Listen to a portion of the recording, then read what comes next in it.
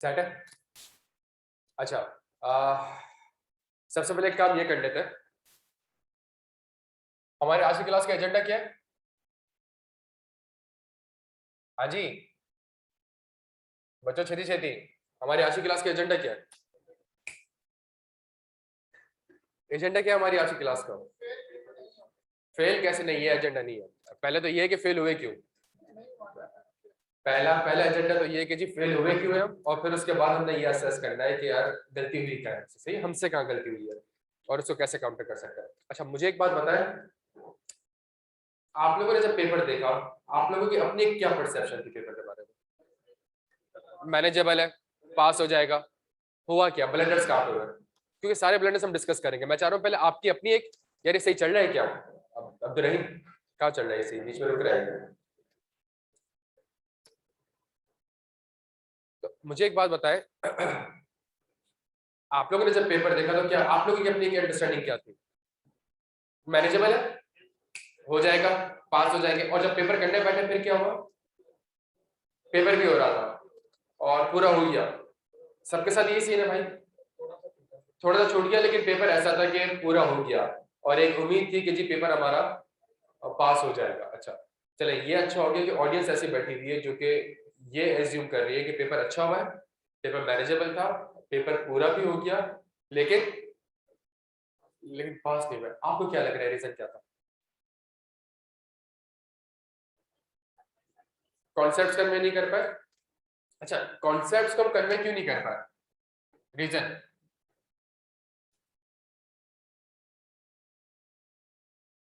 क्या रीजन होगा इसका? मैं चाह रहा हूं पहले आप लोग अपनी एक ब्रेनस्टॉर्मिंग बता दें कि यार सर हमें ये लगता है, फिर जब हम डिस्कस करने बैठेंगे तो फिर ये पूरा बोर्ड भर जाएगा, फिर तो पूरा बोर्ड भर जाना है। पहले ये डिस्कस कर लेंगे हुआ क्या था। बच्चों मतलब अगर आप कह रहे हैं कि यार फर्स्ट एक आपका हुआ होगा ना पेपर फेल हो गया, अब आपने एक माइंड बनाया होगा ना ये रीजन थी और अब ये करूंगा, वो क्या रीजन थी बच्चों? हाँ, कॉन्सेप्ट को शायद आप लोग कन्वे ठीक से इसलिए नहीं कर सके बिकॉज आप स्टैंडर्ड्स को आपस में लिंक नहीं कर सके, ये एक रीजन है, एक बड़ा जेन्युइन रीजन है और 2-3 सवालों में एक बहुत बड़ा रीजन था। और इसके अलावा क्वेश्चंस पढ़ने में जल्दी, कुछ क्वेश्चंस ऐसे होंगे जिनको जिनको रीड करने में आप लोगों ने शायद जल्दी कर दी होगी और जो समझ में आ रहा होगा कह रहे तो ऐसा 500 में सवाल आया हुआ है और ये तो वही सवाल है, बस अब लिखना स्टार्ट करो। और इसके अलावा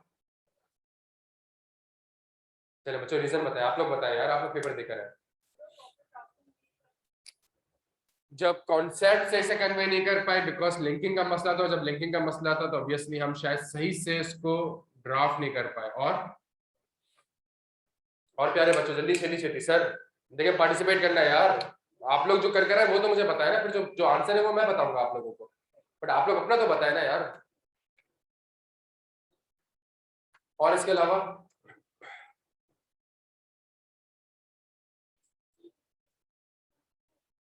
एक दो क्वेश्चन समझ ही नहीं आ रहे थे कि कौन सा सिलेबस है। अच्छा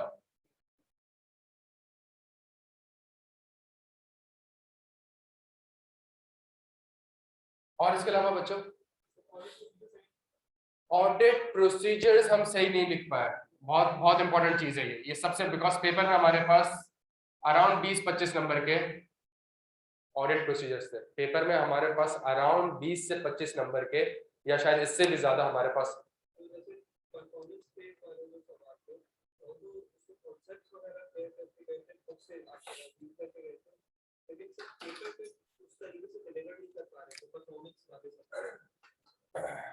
सिर्फ प्रोसीजर्स क्लिक भी कर गए थे, कॉन्सेप्चुअली भी साउंड थे, लेकिन उसको हम उस तरीके से डिलीवर नहीं कर पाए थे, ये चीज है। और इसके अलावा दोस्त आपके साथ क्या होगा, तुम बताओ यार, तुम्हारे साथ क्या होगा दोस्त? टाइम कम पड़ गया था, सबसे बड़ा मसला एक रीजन फेल होने का ये है, टाइम मैनेजमेंट। टाइम कम पड़ गया था। और कोई है सर जिसको जिसको टाइम कम पड़ गया? टाइम कम मतलब ये नहीं कि आपने 100 नंबर का पेपर अटेम्प्ट किया, टाइम कम करने का मतलब ये है कि आपने आखिरी का 1 घंटे में 50 नंबर का पेपर अटेम्प्ट किया। ऐसा कितना बच्चा था जिसने आखिरी के 1 घंटे में 50 नंबर 45 नंबर का पेपर अटेम्प्ट किया? और ये भी मैटर करता है, अगर आपने आखिरी के 1 घंटे में 50 नंबर का पेपर अटेम्प्ट किया दोस्त तो पास होना मुश्किल है। और ये भी मैटर करता है कि आखिरी के 1 घंटे में आपने 50 नंबर का पेपर कौन सा अटेम्प्ट किया। अगर वो एनालिटिकल प्रोसीजर वाला सवाल आप आखिरी के 1 घंटे में कर रहे हो, सही है, वो रिपोर्टिंग वाले सवाल आप आखिरी के 1 घंटे में कर रहे हो, तो फिर पॉसिबल नहीं है आपका पास होना, बिकॉज उसमें आपको सोचना बहुत पड़ेगा, उसमें सोचना पड़ रहा होता है, उसमें रेशियो ऐसा होगा, आप एक receivable turnover days ratios calculate कर रहे हो और आपको लग रहा है कि उसमें रेशियो में तो कोई मसला ही नहीं है, तो चूंकि रेशियो तो कैलकुलेट कर लिया लेकिन टाइम जाया हो चुका है और कुछ मार्क्स नहीं मिल रहे आपको, तो उन सवालों में आपको ठीक ठाक रेशियोस बार बार पढ़ने पड़ रहे होते हैं, निकालने पड़ रहे होते हैं। अगर आखिरी के 1 घंटे में आपने 10 नंबर वाला सवाल अटेम्प्ट करने की कोशिश करी तो 15, 20, 25 मिनट तो आपने सवाल में निकाल दिए होंगे, और फिर वही मसला होगा, सवाल सही से आप लोगों ने रीड नहीं किया होगा, या फॉर एग्जाम्पल कंफर्मेशन वाला सवाल है, उसको आखिरी के 1 घंटे में आप देख रहे हैं अगर, और उसको आखिरी के 1 घंटे में करने की कोशिश करो और आपको 50 नंबर का पेपर रहता है, पॉसिबल ही नहीं है कि आप कभी भी एक अच्छे मार्क्स उन सवालों में सिक्योर कर सको। क्या याद है, बात समझ आती? और कोई रीजन है प्यारे बच्चों? और कोई आप लोग पेपर देखिए, जब तक आप लोग नहीं बताएंगे तो मसला होगा यार। ऑनलाइन वाला आप लोग आवाज क्लियर है? हाँ जी,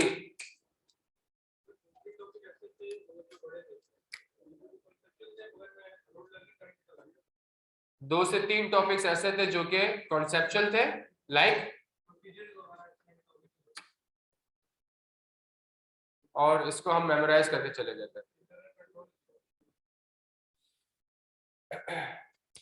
और कोई इसके अलावा दोस्त, टाइम मैनेजमेंट के अलावा कोई मसला? पेपर कैसा लगा, मुनासिब लगा, मुश्किल लगा? टाइम मैनेजमेंट का मसला था दोस्त, आपके साथ क्या हुआ यार? आप अटेम्प्ट करेंगे अभी, जैसे ही आप आए देखने के लिए। और इसके अलावा दोस्त, मैडम आप, टाइम मैनेजमेंट का मसला हुआ था। अच्छा, व्हाट इफ, देखें यार,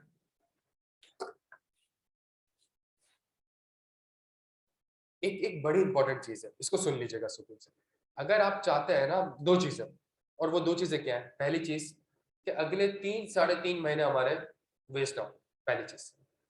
सेकंड चीज, अच्छा नहीं, अगली अटेम्प्ट हमारी वेस्ट हो, पहले सबसे इंपॉर्टेंट चीज है कि हमारी अगली अटेम्प्ट वेस्ट हो।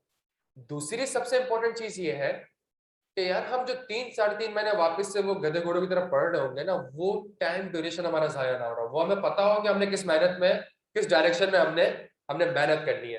आज की क्लास में हम इंशाल्लाह इस चीज को असेस कर लेंगे और हम सब आज बैठ के एग्री कर जाएंगे, हाँ सर ये हुआ जिसकी वजह से फेल हो गया। आपके लिए शायद इनमें से 2-3 रेलिवेंट होगा, आपके लिए 3-4 रेलिवेंट होगा, आपके लिए 1-2 रेलिवेंट होगा। तो हमें एटलीस्ट आज की क्लास में क्या पता चल जाएगा, हमें रीजंस पता चल जाएंगे कि हाँ यार पेपर इस तरीके से भी आ सकता है, इस तरीके से भी सोचना पड़ सकता है, इस तरीके से भी प्रैक्टिस करनी पड़ सकती है, सही है, हमें एक चीज ये पता चल जाएगी।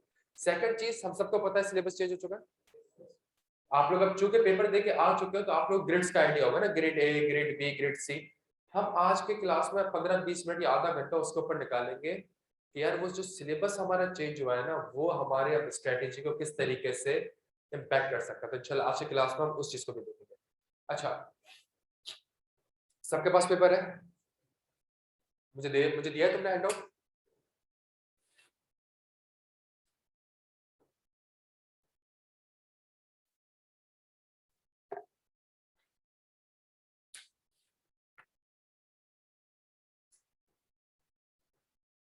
क्वेश्चन नंबर 1, कितने नंबर का सवाल है भाई? हाँ जी, क्वेश्चन नंबर 1 कितने नंबर का सवाल है? 7 नंबर का सवाल। जिस तरह पेपर में रीड किया था ना, उसी तरीके से उसको रीड करें यार, सबको हैंडआउट दो ना। सारे आप सबको हैंडआउट भी नहीं दे रहे बेटा, वो क्लास संभाले के हैंडआउट देगा, खड़े हो ना आप।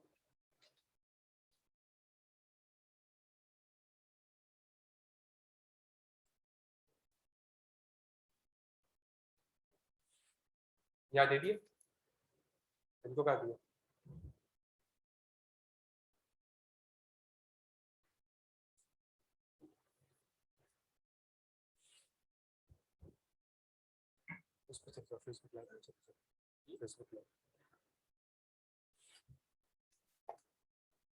आंसर किसी ने नहीं पढ़ना है बच्चों, सही है? आंसर आप लोगों ने खुदा का वास्ता ही नहीं पढ़ना।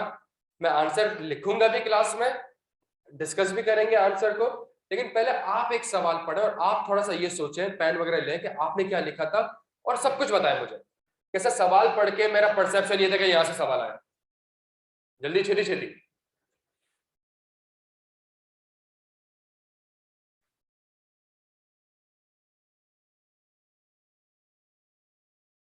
आप हैंडआउट उनके पास रखवा दें ताकि जो भी बच्चा है ना तो उसको वहीं से हैंडआउट मिल जाए।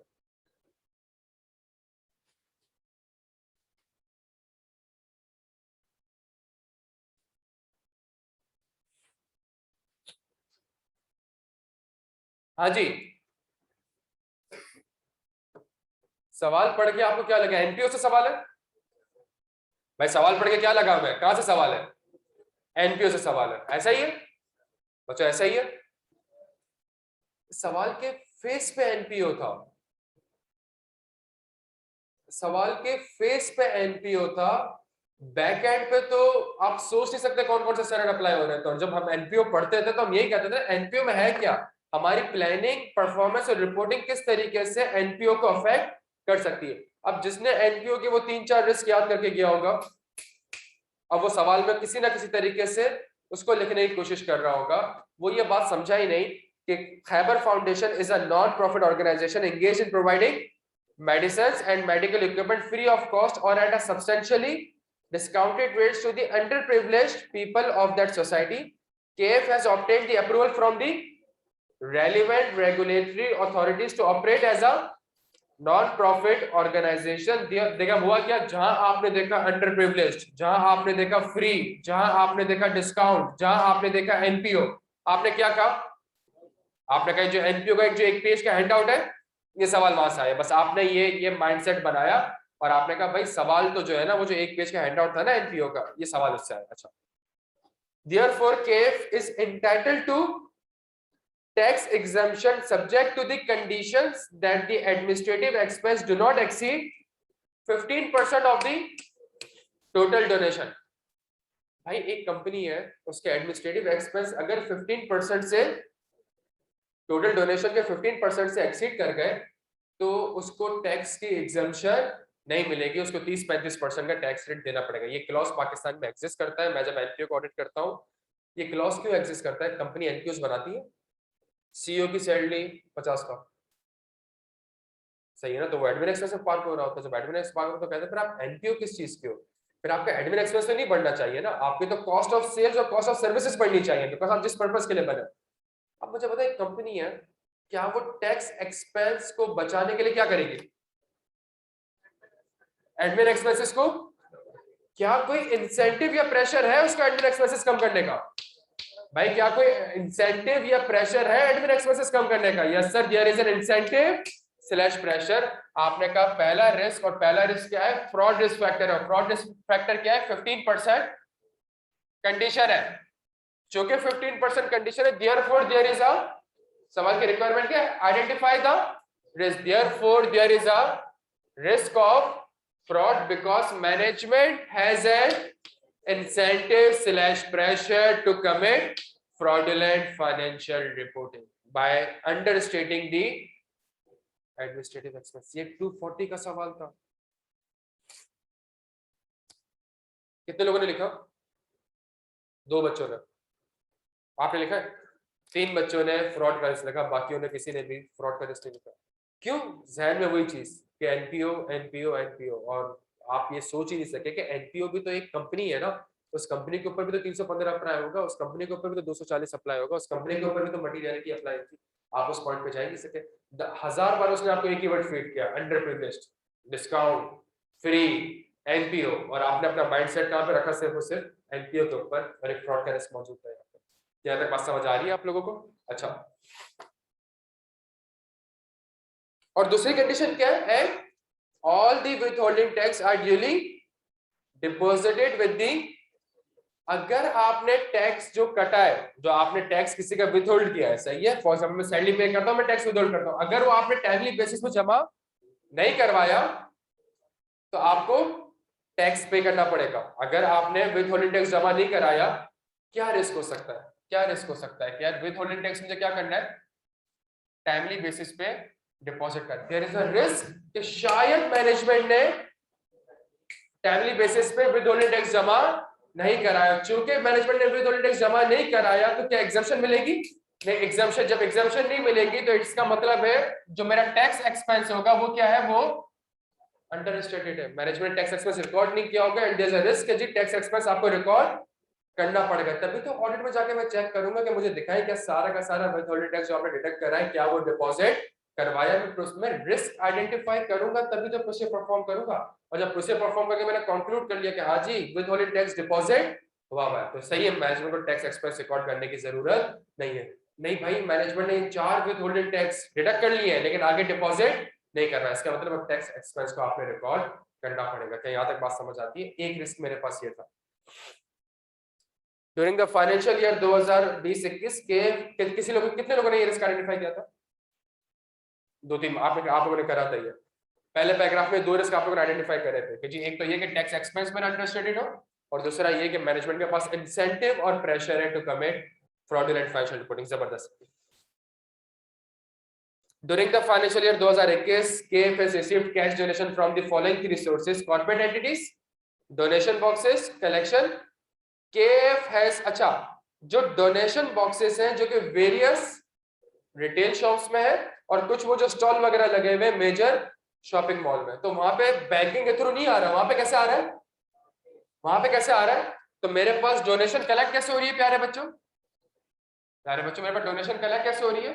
जब कैश में हो रही है, तो यहाँ पे क्या हो सकता है? यहाँ पे रिस्क ऑफ फ्रॉड हो सकता है। क्यों? बिकॉज जो एम्प्लॉइज होंगे जो कि इस कैश को मैनेज कर रहे होंगे, उनके पास इंसेंटिव नहीं है, उनके पास अपॉर्चुनिटी है to commit misappropriation of cash.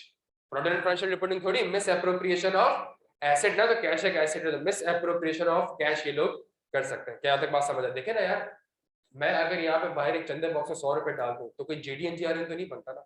जो बंदा ये टोल बॉक्स उठा के यहाँ से लेके जा रहा होगा, तो देयर इज अ पॉसिबिलिटी कि वो 100 रुपए निकाले। कोई पर्ची तो नहीं बनी ना, कोई रिकंसाइल तो नहीं हो सकती नहीं एक चीज। क्या तक बात समझ आ रही है? तो अपॉर्चुनिटी है, तो मिस एप्रोप्रिएशन ऑफ एसेट का यहाँ पे रिस्क हो सकता है। मेडिसन केफ जी सर,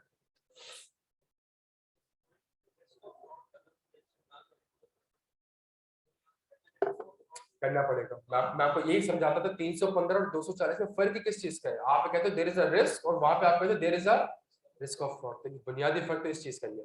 फ्रॉड के रिस्क में आपने opportunity, fraudulent financial reporting, miss appropriation asset, ये वर्ड यूज करना आपको जरूरी है। यहाँ तक बात समझ आती है? अच्छा, the KEF has also received medical equipment from donors which are recorded at, तो आपको वो कुछ मेडिकल इक्विपमेंट दे रहा है, सही है, और आपकी पॉलिसी क्या है? फ्री में मिला है आपको, लेकिन आपसे किस पे रिकॉर्ड करते हो? Fair value. क्या रिस्क है यार? जबरदस्त रिस्क है कि जी मैनेजमेंट ने फेयर वैल्यू शायद सही डिटरमाइन नहीं करी हो। जो एसेट कंपनी को मिले हैं उसकी फेयर वैल्यू शायद मैनेजमेंट ने सही डिटरमाइन, ये एक आसान रिस्क था। ये एक आसान, ये 315 का रिस्क था, ये 315 का रिस्क था। ये मेरे पास आप देखिए ना, ये मेरे पास फ्रॉड का रिस्क है, ये मेरे पास फ्रॉड का रिस्क है। बाकी ये और ये मेरे पास कौन सा रिस्क है? नॉर्मली 315 वाले रिस्क है। अच्छा, medicine and medical equipment are given only on a valid doctor's prescription, the facility is also available to KEF employees. आज इस पे क्या करा आपने दोस्त? इस पे क्या लिखा आपने?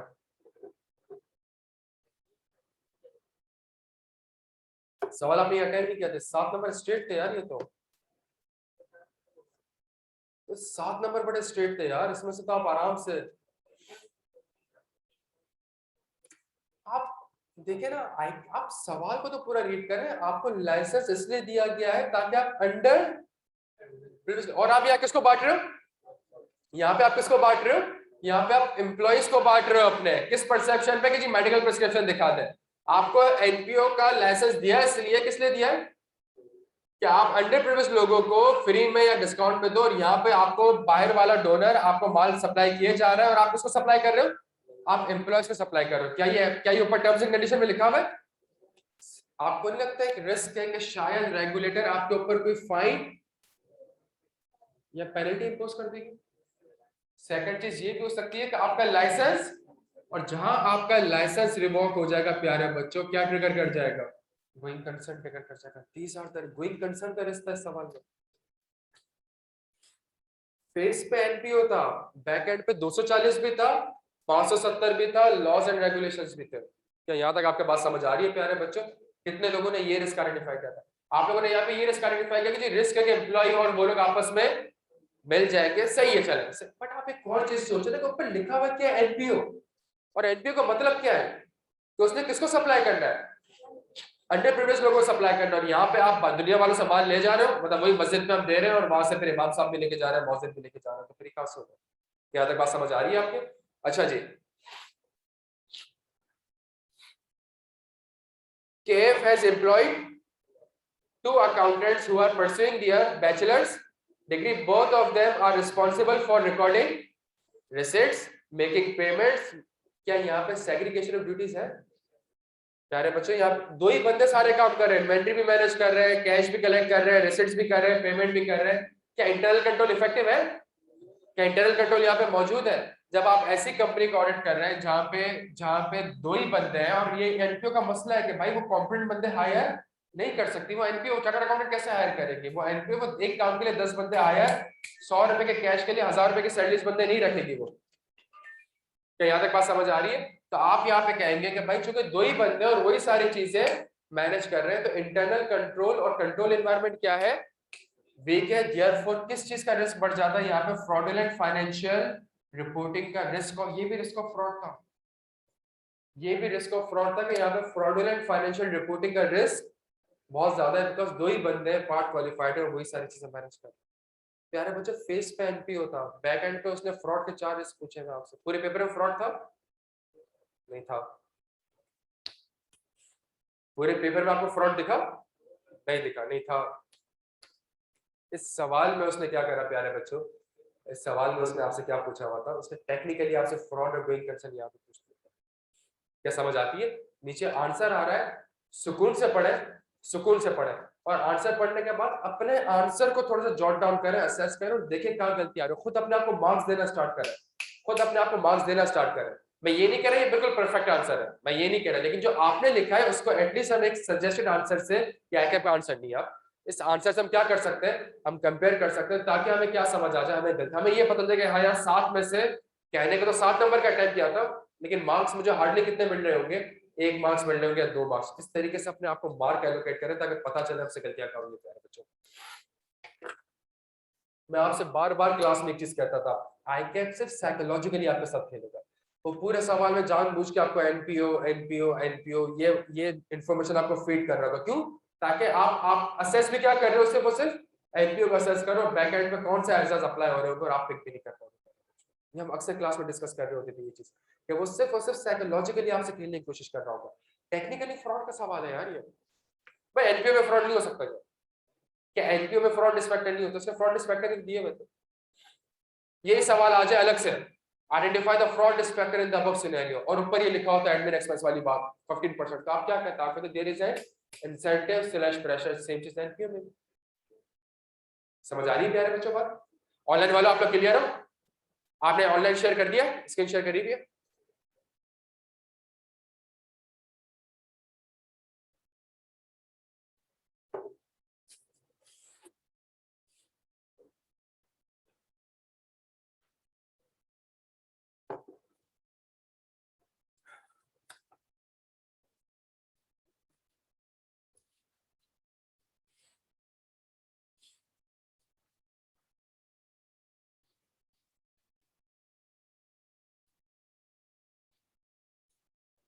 बच्चों कुछ गलतियां पता चल रही हैं, कुछ गलतियां पता चल रही हैं. अच्छा, तो एक चीज जो आप लोगों ने लिखवाई थी, जो आपने कही थी, बिल्कुल सही कही थी कि हम कॉन्सेप्ट को शायद कन्वे नहीं कर सके. क्यों नहीं कर सके? बिकॉज हम स्टैंडर्ड्स को लिंक नहीं कर सके. हमने बस अपनी सोच कहां तक महदूद रख ली? एनपीओ तक महदूद कर लिया. और जो एनपीओ का एक पेज का हैंडआउट था सिर्फ उसको सामने रख लिया. हमने सोचा ही नहीं कि एनपीओ का जब भी ऑडिट करता हूं तो उसके अंदर भी तो फ्रॉड का रिस्क हो सकता है, उसके अंदर भी तो गोइंग कंसर्न का रिस्क, जितने भी एसेट सारे अप्लाई होंगे ना एनपीओ के अंदर. क्या तक बात समझ आती है? तो जिसको मैं रेड हाईलाइट कर रहा हूँ, समझ आती है चीजें कि हाँ यार ये हमारे साथ पेपर में मसला हुआ. और 7 नंबर का सवाल मैं हार्डली 1.5 या 2 मार्क्स सिक्योर किए होंगे मैंने, और शायद मैं आराम से 6-7 मार्क्स सिक्योर कर सकता था. और जो रिस्क थे 3 से 4 जो फ्रॉड के रिस्क थे, इससे ज्यादा मुश्किल फ्रॉड रिस्क फैक्टर वाले रिस्क में ड्राफ्ट कर चुका हूं, इससे ज्यादा मुश्किल वाले फ्रॉड रिस्क फैक्टर. बट उसने यहाँ पे करा क्या? उसने आपको फ्रॉड की इंडिकेशन नहीं दी सवाल में. उसने आपको माइंड कहाँ पे डाइवर्ट करता रहा? एनपीओ एनपीओ एनपीओ एनपीओ, और बैक एंड पे 4 फ्रॉड के रिस्क. यहाँ तक बात समझ आती है? इस तरीके से वो आपको सीए की फाइनल का सीए का पेपर है, तो वो इस तरीके से आपके साथ खेलने को. अब बच्चा पेपर में देखता है ना एनपीओ आ गया, एनपीओ तो पढ़ा नहीं है, एनपीओ तो इतना रिवाइज नहीं किया, मैंने तो गोइंग कंसर्न पता नहीं कितना पढ़ा था, मैंने तो फ्रॉड के ऊपर टाइम लगाया था. वहां जब आप अपने आप को गालियां देना स्टार्ट करते हो ना प्यारे बच्चों, वहां पेपर फटका होना स्टार्ट होता है. जब पहला सवाल आप देखते हो ना एनपीओ, और आप कहते हो शिट एनपीओ आ गया, मैंने तो बैठ के कोड ऑफ एथिक्स पूरी रात पढ़ रहा था. सही, फिर आप कहते हो चलो मैं कोड ऑफ एथिक्स देखता हूँ, तो कोड ऑफ एथिक्स में एडवर्टाइजमेंट, फिर आप कहते हो ओ शिट, मैं तो बैठ के वो फैमिली एंड पर्सनल रिलेशनशिप पढ़ रहा था। जहां आप अपने आप को साइकोलॉजिकली डिफीट मानोगे ना प्यारे बच्चों, आप पेपर में फेल हो गए। आप हमेशा ये बात रखेंगे, पेपर आ गया यार, अब चेंज नहीं हो सकता, और जो पढ़ लिया है उसको भी चेंज नहीं कर सकते। सही है, तो बेस्ट चीज क्या है? बेस्ट चीज है सुकून में रहे, रिलैक्स रहे, पेपर अटेम्प्ट करने से। जब पैनिक करेंगे ना आप कभी भी सोच नहीं सकेंगे प्यारे बच्चों। और जो आप में से फेल हुआ है ना, वो पहला सवाल पढ़ के पैनिक कर गया, वो कंफर्मेशन वाला सवाल पढ़ के वो पैनिक कर गया। सही है, वो जो कोड ऑफ एथिक्स में एक दो सवाल आए उसको पढ़ के, वो कंपनीज एक्ट में क्वालिफिकेशन और डिस्क्वालिफिकेशन पूरे पास पेपर्स भरे हुए, प्रैक्टिस उसकी करते हैं, ठीक ठाक करते हैं, लेकिन कैजुअल वैकेंसी से सवाल आ गया, बच्चा पैनिक करे। जहां आप पैनिक करना स्टार्ट कर जाएंगे ना प्यारे बच्चों, आप पास नहीं कर पाएंगे। अगर आप 20 नंबर की वजह से 80 नंबर को कॉम्प्रोमाइज कर रहे हो तो फिर आप बेवकूफ है। आप 80 नंबर का पेपर अटेम्प्ट करें 2.5-3 घंटे में, फिर जो आखिरी 15-20 मिनट है ना उसमें खेलते रहे 20 नंबर तक, जो दिल आ रहा है लिखते रहे, लॉ बनाए खुद से बैठ कर, फिर क्या मसला है? लेकिन मसला है कि उस 20 की वजह से आप 2.5 घंटे है ना पैनिक रहते हो, और फिर वही वाली चीज, आप लोग सवाल सही से रीड नहीं कर पाते प्यारे बच्चों। जब आप पैनिक करते हैं ना, आप सवाल रीड नहीं कर पाते। तो यहाँ तक बात समझ आ रही है? जब आप सवाल रीड नहीं कर पाते ना, आप एक अच्छा आंसर डिलीवर नहीं कर पाते। चलिए जी, आंसर पढ़ा आप लोगों ने? बच्चों आंसर पढ़ा, क्या लगता है कितने मार्क्स आए होंगे? 2 से 3 मार्क्स, यही आपको लग रहा है कि 2? और कितना टाइम लगाया होगा आपने? टाइम कितना लगाया होगा इसमें यार? सवाल रीड किया होगा, लिखा होगा, हाँ, 12 से 15 मिनट आपने लगाए, और आपने सिर्फ 2 मार्क्स सिक्योर करे।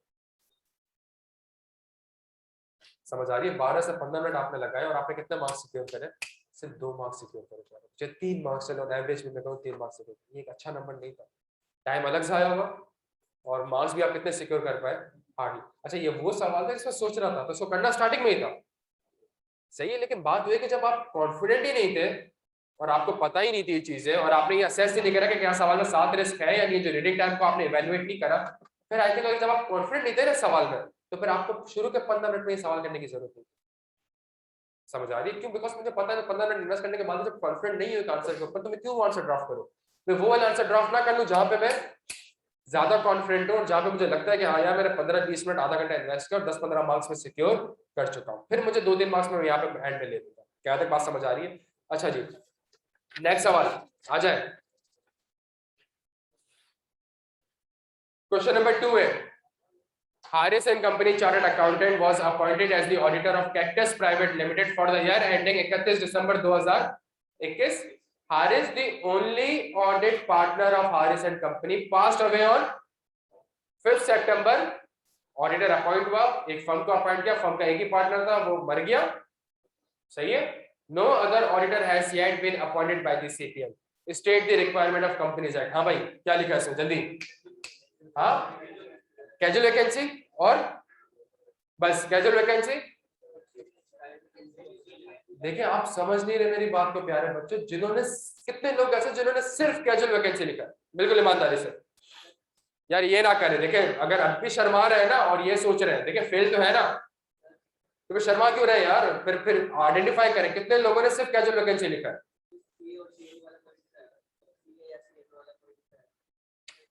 नहीं, जिन्होंने सिर्फ कैजुअल वैकेंसी लिखा है ना, उनका कंप्लीट आंसर नहीं है। देखिए अगर कैजुअल, ये कैजुअल वैकेंसी है, जब कैजुअल वैकेंसी है तो डायरेक्टर्स ने 30 दिन के अंदर ऑडिटर्स अपॉइंट करते हैं। सवाल में कैटेगोरिकली लिखा हुआ है no other auditor has yet been appointed by the CPL. तो पहले आपने लिखना था कि भाई कैजुअल वैकेंसी है, तो डायरेक्टर्स ने अगर directors within 30 days appoint नहीं कर पाया, तो फिर एससीसीपी अपॉइंट करेगा। State the requirements of the companies है, और इन बोथ द केसेस जिसने अपॉइंट किया वो फीस एंड रेम्युनरेशन डिसाइड करेगा। ये इसका एक आंसर है। आप लोगों ने कहा जैसे कैजुअल वैकेंसी और बोर्ड ऑफ डायरेक्टर को अपॉइंट करना होगा कितने दिन में? 30 दिन में, और आप लोग आगे बढ़ गए। लिखा था कि आप लोगों ने ये चीज भी लिखी थी अंदर, ये सबने लिखा था। चले जबरदस्त, जबरदस्त। कोई ऐसा था जिसने नहीं लिखा? कोई ऐसा था जिसने नहीं लिखा? तो ये सेक्शन पढ़ लें, ये सारे लिखे थे, देख लें एक बार।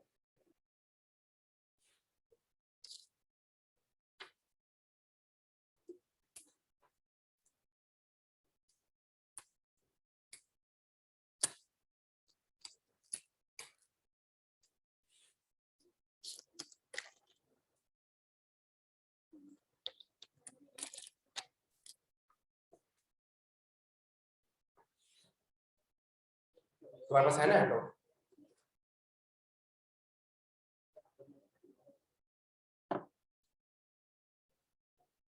हाँ जी,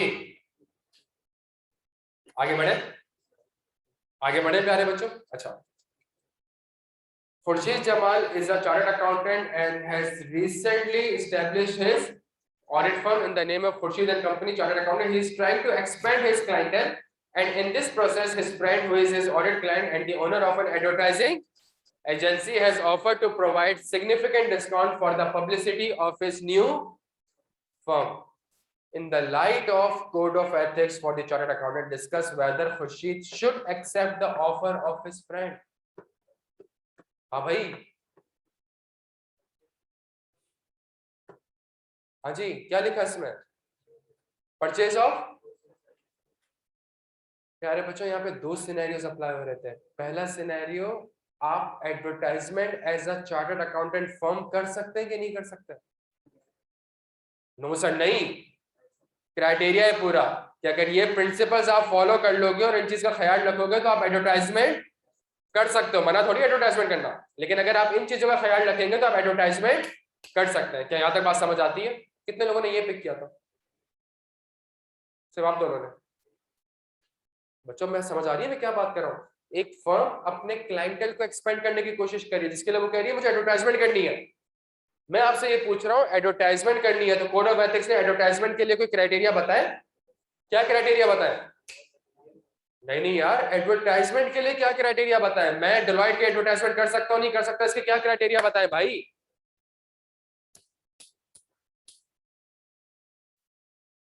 आया अगले पेज पे।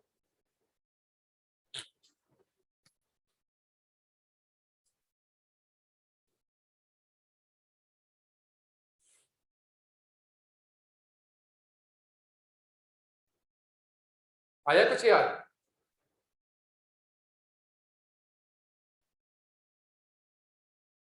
हाँ जी, याद आया कुछ कि डिसेंसी होनी चाहिए और क्या कहते हैं, क्लैरिटी होनी चाहिए, कोई ऐसी चीज ना होनी चाहिए जिससे आपका प्रोफेशन क्या हो जाए, डिस्क्रेडिट हो जाए, कोई इस तरीके से चीजें नहीं होनी चाहिए। याद आ रहे हैं वो एडवर्टाइजमेंट के सेक्शन? आप सोचे आपकी फर्म एडवर्टाइजमेंट करने जा रही है तो पहले तो आपने ये लिख रहे थे पॉइंट। समझ आ रही है बात आपकी? सुने, केपीएमजी ऑडिट कर रहा है, केपीएमजी चाह रहा है कि मैं एक एडवर्टाइजमेंट करवाऊं, किससे? इस कंपनी ए से। सिंपल सी बात, कंपनी ए से क्या करवाने की कोशिश की जा रही है? एडवर्टाइजमेंट। तो क्या केपीएमजी एडवर्टाइजमेंट करवा सकती है? सिंपल सी बात, चाहे कंपनी ए हो, कंपनी बी हो, कंपनी सी हो, मुझे सबसे पहले तो क्या लिखने थे? एडवर्टाइजमेंट के सेक्शन लिखने थे। उसके बाद मैं कहूंगा इफ इसका आंसर क्या आ गया? यस। तो मैं क्यों भूल रहा हूं कि जो एडवर्टाइजमेंट है और ये जो कंपनी ए है ये तो मेरा ऑडिट, तो मैं अपने ऑडिट क्लाइंट से ही परचेज और सर्विसेज कर रहा हूं। मैं अपने ऑडिट क्लाइंट से ही परचेज ऑफ सर्विसेज कर रहा हूं। क्या वो आर्म्स लेंथ में है? प्यारे बच्चों, क्या वो आर्म्स लेंथ में है? आर्म्स लेंथ में नहीं है ना, स्पेशल डिस्काउंट देगी आपको यार, ऑडिटर को स्पेशल डिस्काउंट देगी। क्या वो आर्म्स लेंथ में है? अगर आर्म्स लेंथ में नहीं है तो सेल्फ इंटरेस्ट थ्रेट क्रिएट हो जाएगा और ये कदर क्रिएट हो जाएगा, कोई भी एक्शन या सेफगार्ड इसको रिड्यूस नहीं कर सकता।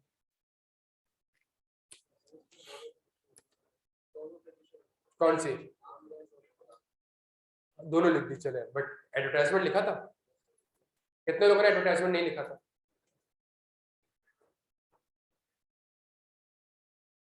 हाँ जी, कितने लोगों ने एडवर्टाइजमेंट लिखा था? अब हम 7 नंबर में से 5 नंबर एडवर्टाइजमेंट के सेक्शन के, तो आप 5 नंबर यहाँ पे छोड़ के आएगा। तो फिर 7 नंबर के लिए जो आपने 10 लाइनें लिखी होंगी वो क्या लिखी होंगी, मैं ये सोच रहा हूँ। अगर आपने एडवर्टाइजमेंट नहीं लिखा, पूरे पेज का आंसर लिखा, तो फिर क्या लिखा होगा? बच्चों, एक चीज खुदा का वास्ता है,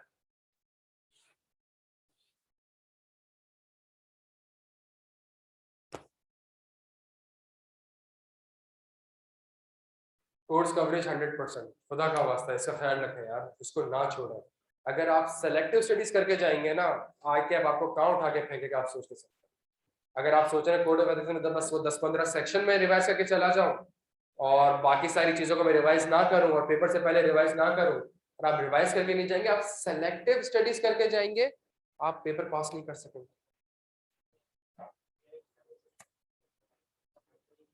क्यों?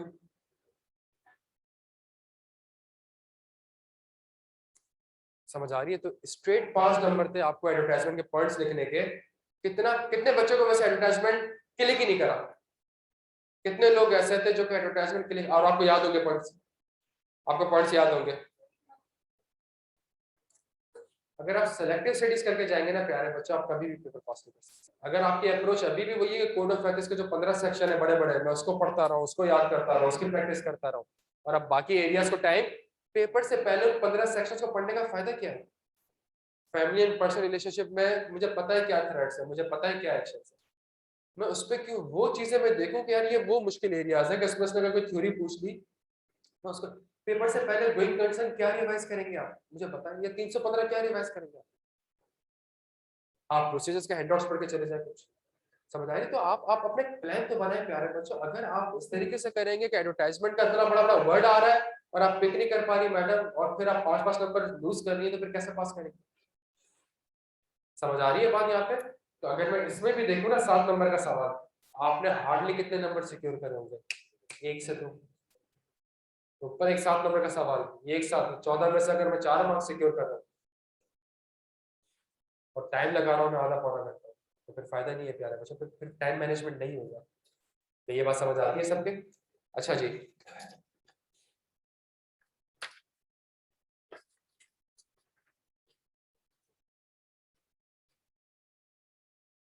पार्ट सी।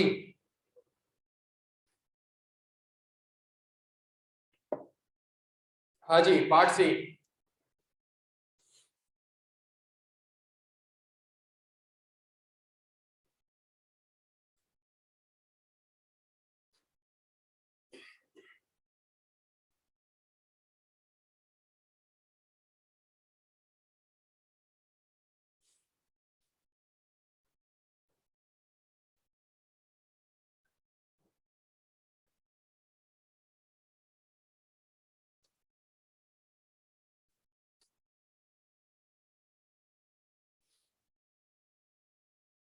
हाँ जी, ये आसान था, ये कंपैरेटिवली आसान था 7 नंबर। ये कौन सा सेक्शन था? टेम्पररी स्टाफ असाइनमेंट का। जब आप टेम्पररी स्टाफ असाइनमेंट करते हो तो सेल्फ रिव्यू थ्रेड भी हो सकता है, फेमिलियरिटी थ्रेड भी हो सकता है, और सेल्फ इंटरेस्ट थ्रेड भी हो सकता है। ये थ्रेड्स है हमारे पास कुछ थ्रेड्स हो सकते हैं। मैं लोन स्टाफ तभी कर सकता हूं जब वो बंदा जाके मैनेजमेंट की जिम्मेदारी एज्यूम नहीं करे, पहली चीज। सेकंड चीज, वो बड़े शॉर्ट पीरियड ऑफ टाइम के लिए जाए, और तीसरी चीज, जल्दी वो मैनेजमेंट की जिम्मेदारी एज्यूम नहीं करेगा, प्लस ये वो वाले काम नहीं करेगा जो कि कोड ऑफ एथिक्स में चार्टर्ड अकाउंटेंट को, फॉर एग्जांपल अगर टैक्सेशन सर्विस मना है तो ये बंदा जाके वहां पे टैक्सेशन सर्विसेज प्रोवाइड, अगर ये कंडीशन पूरी हो जाती है तो थ्रेड तो अभी भी मौजूद है। तो फिर आप क्या एक्शन ले सकते हैं? उस बंदे को टीम का पार्ट ही ना बनाए, उस बंदे को टीम का पार्ट बनाना है तो फिर उससे वो वाले काम ना करवाएं जो उसने वहां पे जाके करे, और तीसरी चीज उसके काम को किसी एडिशनल चार्टर्ड अकाउंटेंट से रिव्यू करवाना। ये एक कंपैरेटिवली आसान सेक्शन था। इसके अंदर एक दो छोटी सी इम्प्लीकेशन और आ सकती है, लेकिन वो खैर बहुत एडवांस लेवल की है कि जी अगर आप एक कंपनी को ऑडिट कर रहे हैं और वहां पे लिक्विडिटी इश्यूज चल रहे हैं, वहां पे लोग छोड़ के जा रहे हैं, सही है? लिक्विडिटी इश्यूज का मतलब ये है कि, हाँ जी, सवाल कोई समझा है? हाँ जी, एग्जैक्टली exactly. कोई सवाल पढ़े सभी से, जल्दी से पढ़े।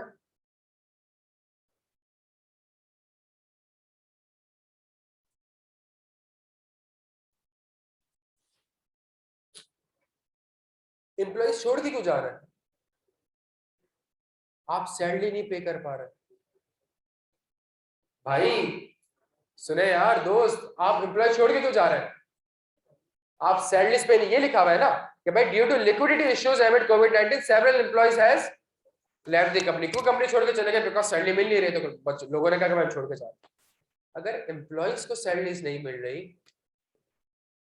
तो आपको आपको सैलरी मिलती है? आपको क्या मिलती है?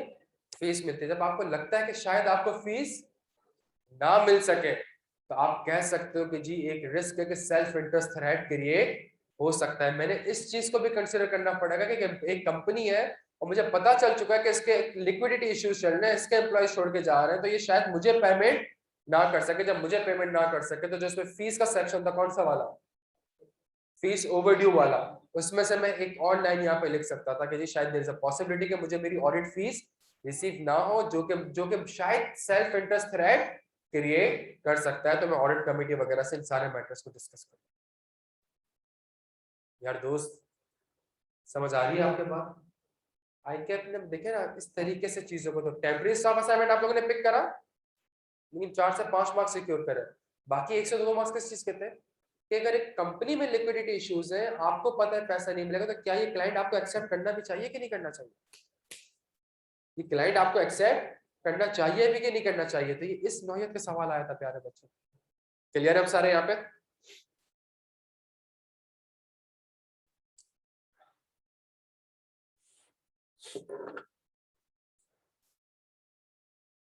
बच्चों क्लियर है हम? यार आप समझ आ रही है? फीस वाला सेक्शन समझ आया आपको? कौन सा था दोस्त, आपके समझ आया? अच्छा, क्वेश्चन नंबर 3। बट चले इसमें हमने मैक्सिमम मार्क्स सिक्योर कर लेंगे, 7 में से 4 4.5 मार्क्स इंशाल्लाह हमने सिक्योर कर लिए होंगे। यार क्वेश्चन नंबर 3 है, 2 मिनट 5 मिनट में आपको दे रहा हूं, इस सवाल को सुकून से पढ़े। ये 18 नंबर का सवाल था और मुझे डर ये लग रहा है कि इस 18 नंबर में आप लोगों ने और ब्लंडर्स मारे होंगे और 5-6 मार्क्स सिक्योर करे होंगे 18 में से। तो 2 marks, 1.5 marks, 3 marks, 4 marks, 5-6 marks, तो फिर ये वही बनता है कि 60-70 नंबर का पेपर हो चुका है, आपको 20 मार्क्स आ रहा है।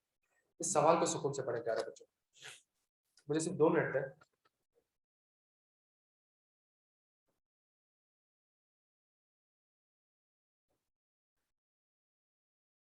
यार ये वाली साइड बोर्ड की मिटा देना, वो वाली साइड बोर्ड की मिटा देना।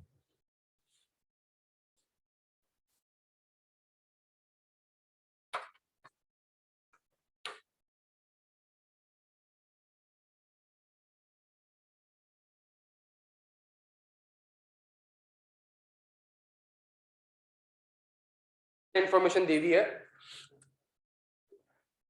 In the draft FS, capital work in progress of ₹100 million related to construction of a new production facilities included in property plant equipment. Your team has observed that at least that last cost incurred on the said facility was on 30 April.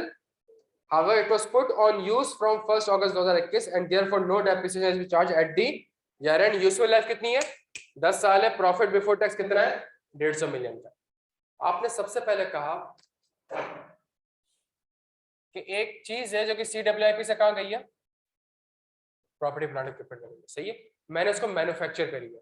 जब मैंने इसको manufacture करी तो पूरे साल मैंने इसके ऊपर कोई ना कोई कॉस्ट इनकट करी होगी। सही है, 20 रुपए की कॉस्ट, 10 रुपए की कॉस्ट, 5 रुपए की कॉस्ट, 25 रुपए की कॉस्ट। सही है, सबसे पहले मैंने क्या काम करा, मैनेजमेंट से इस 100 मिलियन का, जल्दी बताए यार, मैंने इस 100 मिलियन का मैनेजमेंट से ब्रेकअप ले लिया। मैंने सेलेक्ट करे सैंपल, इस ब्रेकअप से select sample from CWIP register, और क्या देख लिया प्यारे बच्चों? जल्दी बताए क्या देखूंगा? And inspect invoice. भाई जो कॉस्ट इनकट कर रहा हूँ, सामने वाले ने मुझे इनवॉइस इशू करी होगी ना यार, मैंने इनवॉइस देख ली। इनवॉइस में क्या देखूंगा? इस चीज को वेरीफाई करने के लिए क्या देखूंगा? बता दें यार।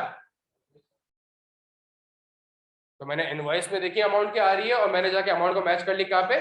CWIP रजिस्टर से। सिंपल सी चीज मैंने की। फिर मैंने कहा क्या ये कैपिटलाइज होनी भी? भाई CWIP का मतलब क्या है? उसको क्या करा है मैनेजमेंट ने? तो फिर मैं इनवॉइस की क्या देखूंगा? इनवॉइस की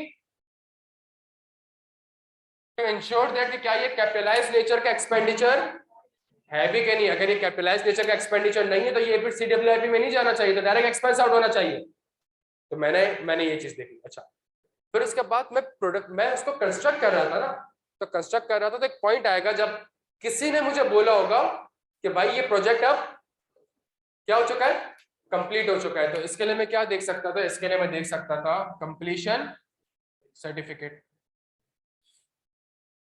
इसके लिए प्यारे बच्चों में क्या देख सकता था? कंप्लीशन सर्टिफिकेट देख सकता था। क्या यहाँ तक बात समझ आती है? तो मैंने इनवॉइस देख ली, इनवॉइस से अमाउंट देख ली, अमाउंट से इनवॉइस की डिस्क्रिप्शंस देख ली, और मैंने कंप्लीशन सर्टिफिकेट देख लिया in order to ensure that कि इस तारीख को भाई डेप्रिसिएशन आपको कैलकुलेट करना पड़ेगा। तो आप देखें ना CWIP पीपी में कब जाना चाहिए? जब ये अवेलेबल फॉर यूज कब होगा? कंप्लीशन सर्टिफिकेट भाई कंप्लीट हो चुका है, अभी आपके लिए अवेलेबल फॉर यूज है, आपने ये देख लिया। क्या तक बात समझ आती है? कितनी यूजफुल लाइफ है? इसका मतलब मैंने सोमलैंड के ऊपर काम कर लिया, मुझे पता चल गया सोमलैंड के ऊपर ये ब्रेकअप है, इसकी ये कॉस्ट है और ये सोमलैंड कैपिटलाइज्ड नेचर का, मैंने ये काम कर लिया। अगली चीज क्या लिखी हुई? Useful life. आपने लिखी, आपने अगली चीज भाई आपने डेप्रिसिएशन रिकैलकुलेट करना है ना, तो डेप्रिसिएशन रिकैलकुलेट दो चीजों पर डिपेंडेंट है, एक कॉस्ट, दूसरी यूजफुल लाइफ, तीसरा when it is available for use. तो अवेलेबल फॉर यूज पे भी काम हो गया, कॉस्ट पे भी काम हो गया, तीसरी चीज क्या आ गई?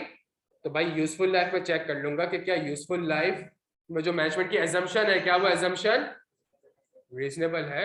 और कैसे पता चल सकता है? सेम अगर ऐसा कोई प्लांट किसी इंडस्ट्री में है, मैं अगर ऐसा कोई प्लांट पास में कंपनी ने बनाया हुआ है, तो मैं उसको चेक कर सकता हूँ कि क्या उसकी यूजफुल लाइफ और उसकी यूजफुल लाइफ कंसिस्टेंट है कि नहीं है। अच्छा, मैंने एक नया प्लांट बनाया, तो ये नया प्लांट उठ के चला जाएगा मेरे एग्जिस्टिंग प्लांट एंड मशीनरी में, तो पूरे क्लास ऑफ एसेट की अकाउंटिंग पॉलिसीज क्या होनी चाहिए? सेम नहीं बोले, कंसिस्टेंट होनी चाहिए। तो मैं एक और चीज ये इंश्योर कर लूंगा कि क्या जो न्यू प्लांट बनाया है, क्या इसकी अकाउंटिंग पॉलिसी, प्यारे बच्चों, कंसिस्टेंट है with the class of asset. और फिर आखिरी में जब मैंने यूजफुल लाइफ भी वेरीफाई कर लिया, अब मेरा जमीर इजाजत देगा, मैं क्या कर सकता हूँ? रिकैलकुलेट, हाँ प्यारे बच्चों, रिकैलकुलेट डेप्रिसिएशन एक्सपेंस। क्या यहाँ तक बात आपको समझ आती है? क्या यहाँ तक बात आपको समझ आती है दोस्त? ये लिखे थे हमने 2 से 3 लिखे थे हमने, और वही वाले के अमाउंट देख ली, डिस्क्रिप्शन देख ली और कंप्लीशन नहीं, गलत किया आपने, वो भी लिख सकते हैं। चलो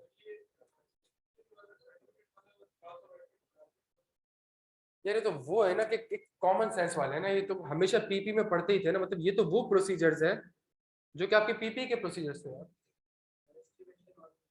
आप ये देखें, ये तो वो प्रोसीजर्स है जो कि आपके प्रॉपर्टी प्लांट इक्विपमेंट में क्या यूजफुल लाइफ नहीं देखते थे? प्रॉपर्टी प्लांट इक्विपमेंट के अकाउंटिंग पॉलिसीज को इवैल्यूएट नहीं करते थे? प्रॉपर्टी प्लांट इक्विपमेंट में क्या डेप्रिसिएशन को आप रिकैलकुलेट नहीं करते थे? प्रॉपर्टी प्लांट एंड इक्विपमेंट में क्या आप ये वाला प्रोसीजर नहीं करते थे प्यारे बच्चों? तो सारे प्रोसीजर कहां से कॉपी किए हैं मैंने भी? प्रॉपर्टी देखिए, एट द एंड वो कहां चला गया? अगर मैंने प्लांट खरीदा है तो मैं क्या देखता था? उसकी इनवॉइस देखता था, इनवॉइस में अमाउंट देखता था और डिस्क्रिप्शन देखता था कि कैपिटलाइज्ड नेचर का है कि नहीं। फिर इसको डेप्रिशिएट किया होगा आपने, तो यूजफुल लाइफ देख ली, आपने डेप्रिसिएशन एक्सपेंस को रिकैलकुलेट कर लिया। तो यहाँ तक बात समझ आ रही? तो आप लोग कंफ्यूज कहां पे हो गए? CWIP के वर्ड पढ़ के, और फिर आप लोग मजीद कंफ्यूज कहां पर हो गए कि भाई इसको तो कैपिटलाइज होना ही नहीं चाहिए था, या इसको तो कैपिटलाइज होना चाहिए था। आप लोग कहां जंप कर गए? आप लोग कंक्लूजन में जंप कर गए, और जहां आप लोग कंक्लूजन में जंप कर गए तो आप ये भूल गए कि 18 नंबर का सवाल है यार, और इसके 9 नंबर है इस सिनेरियो के, और इस सिनेरियो के 9 नंबर तो लिखना तो स्टार्ट करें, प्रोसीजर तो बताएं यार। आप कंक्लूजन तो बिल्कुल एंड में भाई, प्रोसीजर तो बताएं कि भाई मैं इसके ऊपर ये प्रोसीजर करोगे तभी तो कंक्लूड करोगे। क्या कंक्लूड करोगे? कि कैपिटलाइज होना चाहिए था कि नहीं होना चाहिए था? यार दोस्त, समझ आ रही है आपके बात? तो मैंने क्या करना था, मैंने कहा था भाई मैं प्रोसीजर तो बताऊं। कितने लोगों ने प्रोसीजर मेंशन किए थे प्यारे बच्चों आप में से?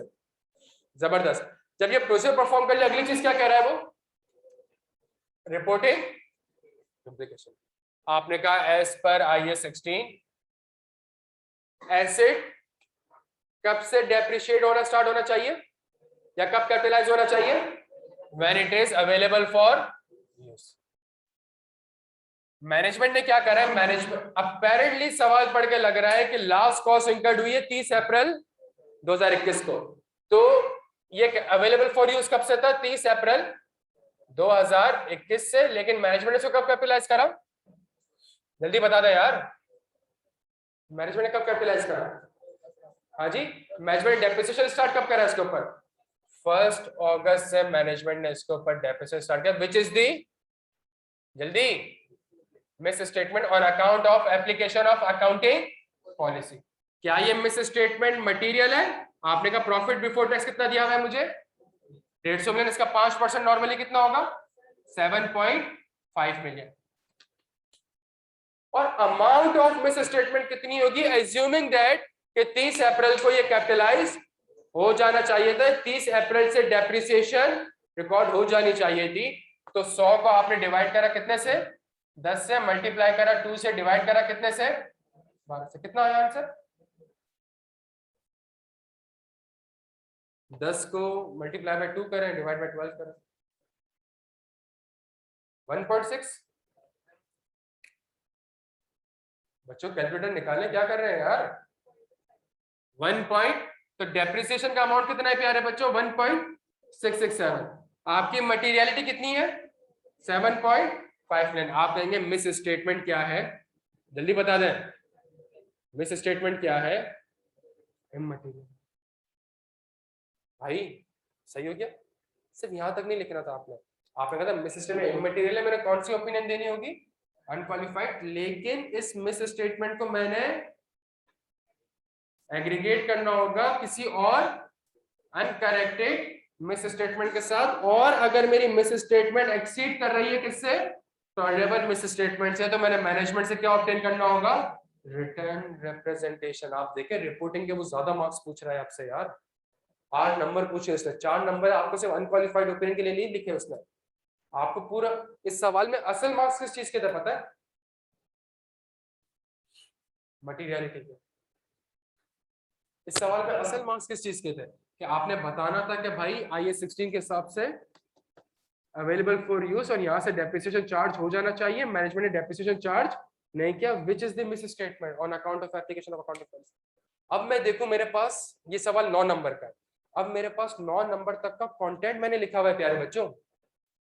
ये सवाल कितने मार्क्स का है 9 नंबर का है। अब अगर आप बोर्ड देखें तो मैंने 5 से 6 प्रोसीजर्स मेंशन किए हुए और मैंने पूरी रिपोर्टिंग इम्प्लीकेशन उसको बताई हुई है कि भाई ये IFRS के हिसाब से होना चाहिए था, मैनेजमेंट ने FS में ऐसा किया हुआ, ये मिस स्टेटमेंट है, मैंने मटेरियलिटी तक उसको बताई हुई है। मैंने कहा इमटेरियल है तो अनक्वालिफाइड, लेकिन मुझे उसको एग्रीगेट करना होगा अदर मिस स्टेटमेंट के साथ, प्लस अगर ये मिस स्टेटमेंट मेरी टॉलरेबल मिस स्टेटमेंट से एक्सीड कर गई तो मुझे मैनेजमेंट से क्या ऑब्टेन करना पड़ेगा रिटर्न रिप्रेजेंटेशन ऑब्टेन करना पड़ेगा। तो ये 580 से उसने कौन सा टॉप से टेस्ट कर दिया। आप लोग इस 9 नंबर को सामने रखें और आप लोग इवैल्यूएट करें कि आप लोगों ने क्या लिखा है, या नीचे जो आंसर आ रहा है उसको पढ़ें। चलो छेती छेती अगले पेज पे जो आंसर आ रहा है सुकून से उसको पढ़ें।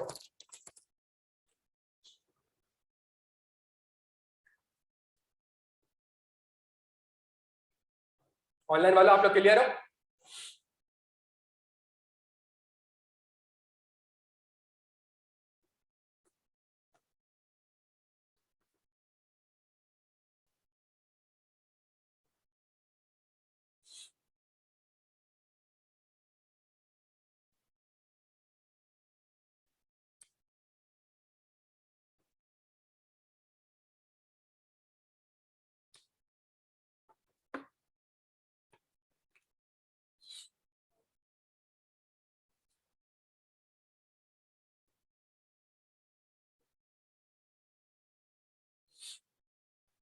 किस चीज का मसला है ये कौन सा सिनेरियो अप्लाई हो गया है लिटिगेशन एंड क्लेम्स। तो आपने सबसे पहला प्रोसीजर लिखा कि आप इंक्वायरी करेंगे किससे इन हाउस, आप करस्पॉन्डेंस फाइल देखेंगे किसके साथ कस्टमर्स के साथ और कंपनी के लीगल एडवाइजर के साथ। आप लॉयर्स को क्या भेज देंगे कंफर्मेशन भेज देंगे, ये लिखा था हमने, प्लस वो जो आउट ऑफ कोर्ट सेटलमेंट चल रही है तो उसके कोई ना कोई करस्पॉन्डेंस तो होगी ना, तो मैं आउट ऑफ कोर्ट सेटलमेंट के लिए क्या कर सकता हूँ कोई ना कोई करस्पॉन्डेंस फाइल इंस्पेक्ट कर सकता हूँ। मैं चाहूँ तो minutes of the meeting of board of director. इस सिनेरियो ये कंपैरेटिवली एक आसान सिनेरियो था, मुझे लिटिगेशन एंड क्लेम्स के क्वेश्चन लिखने थे। क्या यहाँ तक बात समझ आती है? रिपोर्टिंग एप्लीकेशन क्या होगी एज पर IAS 37, मैनेजमेंट को क्या करना चाहिए प्रोविजन रिकॉर्ड करना चाहिए और इसका एडिक्वेट डिस्क्लोजर देना चाहिए। फाइनेंशियल स्टेटमेंट में मैनेजमेंट ने एडिक्वेट डिस्क्लोजर नहीं दिया तो this is the miss statement on account of non disclosure. अगर ऑडिटर को लगता है इंपैक्ट मटेरियल है जो कि है तो मैं कौन सा ओपिनियन दूंगा क्वालिफाइड। मटेरियल प्लस परवेजिव है तो कौन सा ओपिनियन दूंगा? और अगर मैनेजमेंट इसको एफएस में डिस्क्लोज कर देती है तो मेरी ओपिनियन कौन सी होगी? Unqualified plus. ये प्राइवेट लिमिटेड कंपनी है, ये बताना जरूरी है शेयर होल्डर को। मैं क्या दे सकता हूं इस पे? मैं एम्फेसिस ऑफ मैटर पैराग्राफ दे सकता। अच्छा, अगर मैं एक चीज देखूं सवाल में गोइंग कंसर्न ट्रिगर कर सकता है, लेकिन सवाल में ऐसी कोई बात लिखी नहीं है जिसके बेसिस पे मैं ये कहूं कि यार 3-4 मार्क्स यहां से लिख दिए, रिपोर्टिंग इम्प्लीकेशन बता दी। अगर आपको लगता है ना यार टाइम कम है और आपको लगता है कि यार 18 नंबर के लिए या 9 नंबर के लिए मैं ऑलरेडी 4-5 प्रोसेस मेंशन कर चुका हूं, मैं रिपोर्टिंग इम्प्लीकेशन मेंशन कर चुका हूं, मेरी सजेशन आपको होती कि अगर आप पेपर में गोइंग कंसर्न के लिए सिर्फ 2 से 3 लाइन मेंशन करते हैं। यार एक कैफे है, आपको पता है कि कैफे खाने से लोगों की तबीयत खराब हो गई, आप जाएंगे उस कैफे में? मैं वही बता रहा हूँ, आप जाएंगे उस कैफे में? आप कभी भी उस कैफे में नहीं जाएंगे जब आपको पता चल जाए कि जी, तो इसका मतलब ये क्या हो सकता है? तो आपने पहले तो लिटिगेशन क्लेम्स की चीजें लिखी, पर उसके बाद आपने कहा भाई ये इवेंट और कंडीशन भी हो सकता है जो कि सिग्निफिकेंट डाउट क्रिएट कर सकता है किस चीज के ऊपर? गोइंग कंसर्न के ऊपर। तो मैनेजमेंट को इसको भी असेस करना होगा। ये एक सेकेंडरी मैंने आंसर लिख दिया, बट प्राइमरी आंसर मेरा कहां से रहेगा? लिटिगेशन एंड क्लेम से रहेगा, बिकॉज इन केस अगर उसके आंसर में गोइंग कंसर्न है तो मैंने भी उसको एक कॉन्सेप्ट कम्युनिकेट कर दिया। अच्छा, ये मैं क्यों कह रहा हूँ सिर्फ 2 से 3 लाइनें लिखनी है? इसका एक रीजन है, और उसका रीजन क्या है वो मैं थोड़ी देर में अभी इंशाल्लाह अगले सवालों में पता चल जाएगा। बच्चों को यहाँ तक बात समझ आ रही है? जी सर। यार एक कैफे में अगले 365 दिन का खाना तो नहीं बनता ना।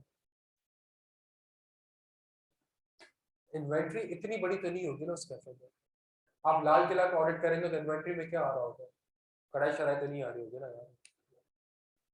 समझ आ रही होता तो? अगर ऐसा है तो फिर तो ज्यादा बड़ा मसला है। सही है? तो तबीयत बड़ी खराब है यार, अजीब मौसम हो गया।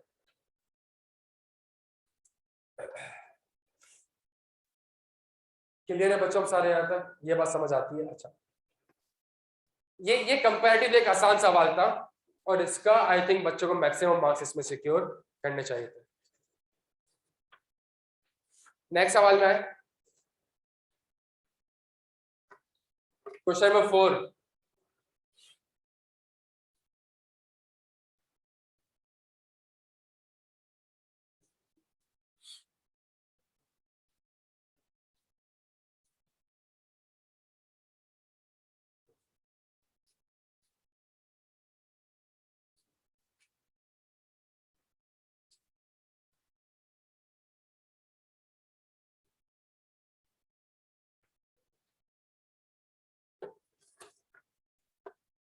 Your firm is the auditor of Shahzad Limited, a wholesaler of consumer products for the year ended 30 June 2021. Shahzad Limited maintains up-to-date computerized inventory records. The following matters have been observed during the inventory count.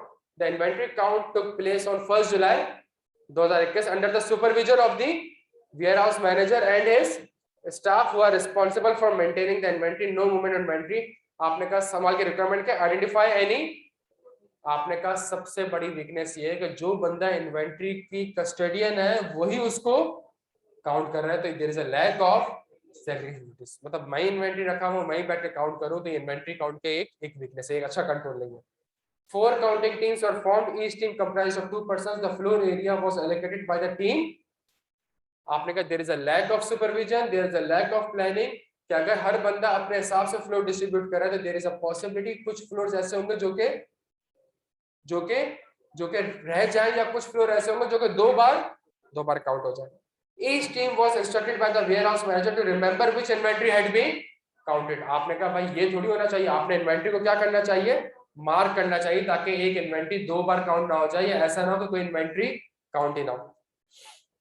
Pre-number count sheets were provided to the staff involved in the inventory count to facilitate the inventory count. Inventory belonging to the third parties and the inventory ledger balance were mentioned on the pre-numbered count sheets. Inventory पहले से लिखी भी आ रही है।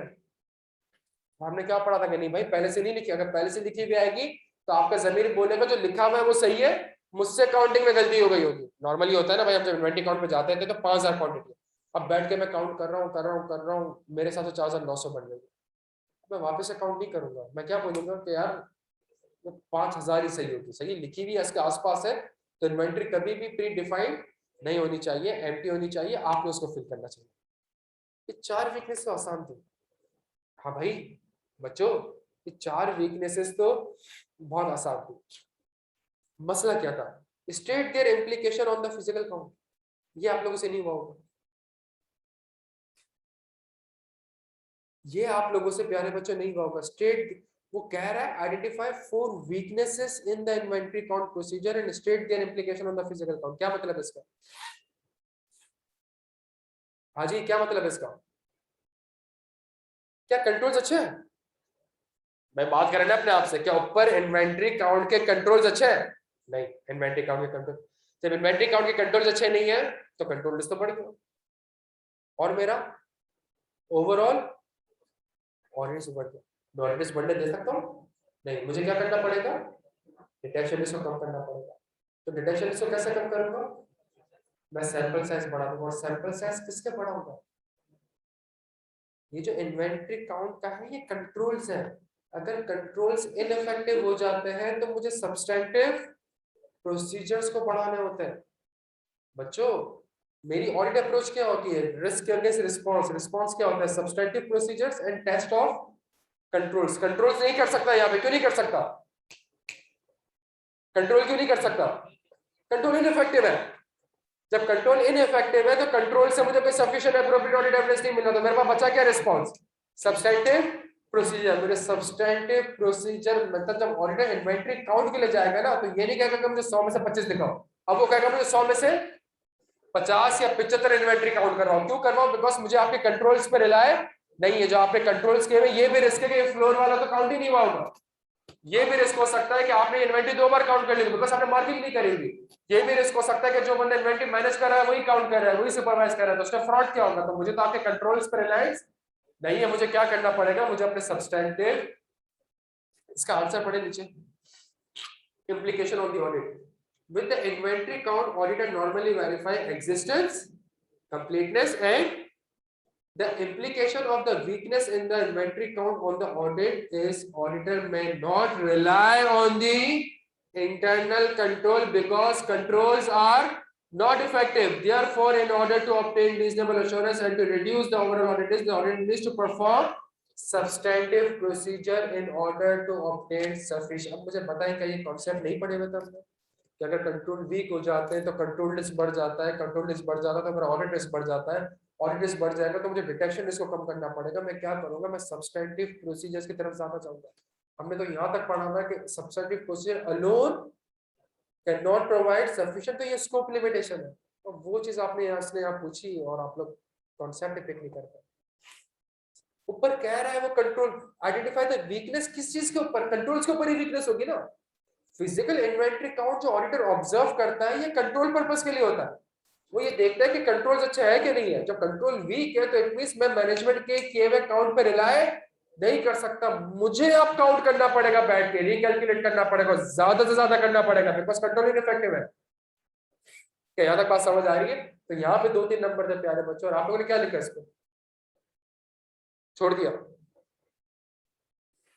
सिर्फ weakness बताई 3-4 marks, बाकी जो 2-3 नंबर थे मेरे पास इम्प्लीकेशन ऑन दी ऑडिट के, वो भी बताने से, और आसान कॉन्सेप्ट था।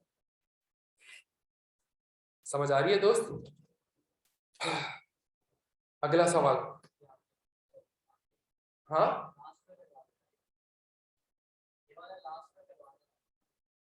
5 लास्ट में करा दूं? क्यों? मेरे अंदर वैसे हिम्मत नहीं है, हाँ, मैं बोल भी नहीं पा रहा असल में। चलिए एक काम करता है,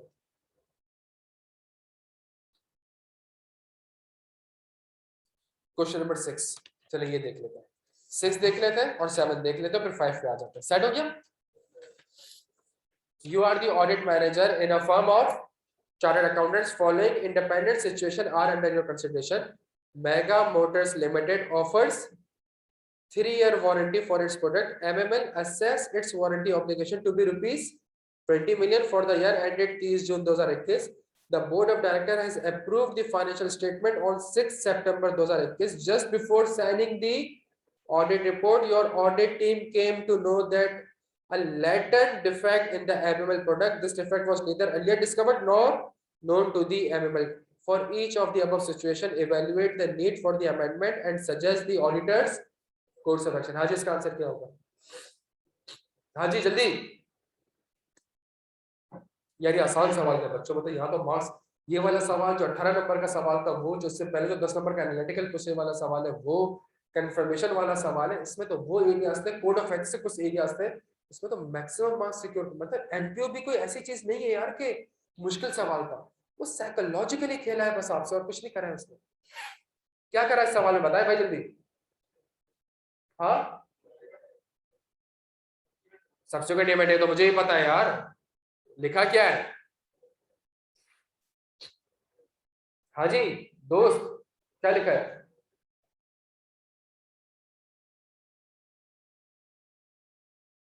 क्या फॉर्मेट था इसका? एज पर आईएसटी कौन सा इवेंट है ये एडजस्टिंग इवेंट है। क्यों एडजस्टिंग? जब आपने इन्वेंट्री बनाई होगी ये तभी खराब थी। जब इन्वेंट्री आपने बनाई होगी तभी खराब थी। पता आपको बाद में चला कि इन्वेंट्री खराब है या प्रोडक्ट में मसला है, पर जब प्रोडक्ट बनाने बैठे होगे, कंडीशन तो उस डेट पे एग्जिस्ट करती थी कि खराब प्रोडक्ट है, पता बाद में चला है। तो कौन सा इवेंट है ये? चूंकि एडजस्टिंग इवेंट है तो इसका मतलब है जो प्रोविजन फॉर वारंटी है उसको एडजस्ट करना होगा आपने। प्रोविजन एडजस्ट किसको करना होगा? प्रोविजन फॉर वारंटी को। तो आपको क्या as per IST this is the adjusting event, तो प्रोविजन फॉर वारंटी को एडजस्ट करना होगा। तो मैं क्या करूं? Course of action, discuss the matter with the management. और क्या मैटर डिस्कस करूंगा भाई? प्रोविजन फॉर वारंटी का क्या करना है भाई, बताएं। सही है। Evaluate whether FS needs amendment, इसकी जरूरत नहीं थी लिखने की, मैं ऊपर ऑलरेडी बता चुका हूं। Evaluate the need for the amendment. बच्चों, carry out necessary audit process. तो मुझे प्रोविजन फॉर वारंटी के ऊपर जल्दी जल्दी 1 से 2 प्रोसीजर लिख लेते हैं। मैं कहूंगा मैं ये इंश्योर कर लूंगा कि क्या मैनेजमेंट ने इस इवेंट को अपनी प्रोविजन फॉर वारंटी की वर्किंग में कंसीडर किया है कि नहीं किया, और जो किया है, जो एजम्पशन ली है, क्या वो एजम्पशंस रीजनेबल है। मैंने 2 से 3 प्रोसीजर लिखे, मैं प्रोविजन फॉर वारंटी का काम करूंगा ना। देखिए मेरी, आप प्रोविजन फॉर वारंटी पे ऑलरेडी काम कर चुके हैं, आप ऑलरेडी प्रोसेस की अंडरस्टैंडिंग ले चुके हैं, आप ऑलरेडी कंट्रोल्स को टेस्ट कर चुके हैं, 20 मिलियन के ऊपर जो एजम्पशंस है उसको ऑलरेडी वेरीफाई कर चुके हैं, सब्सिक्वेंट इवेंट के ऊपर काम कर चुके हैं। अभी काम किस चीज के ऊपर करना है जिसकी वजह से अमेंडमेंट होने जा रही है? आप कहेंगे जो प्रोविजन फॉर वारंटी के वर्किंग में क्या इसमें इस डिफेक्ट वाले इवेंट को कंसीडर कर लिया है, जो एजम्पशन लिए रीजनेबल और सब्सिक्वेंट इवेंट आप देख लें। तो यहां तक बात समझ आती है प्यारे बच्चों? अगर मैनेजमेंट अमेंडमेंट के लिए रेडी है, अनक्वालिफाइड ओपिनियन दे दे। और अपने कैन लिस्टेड है, लिस्टेड है,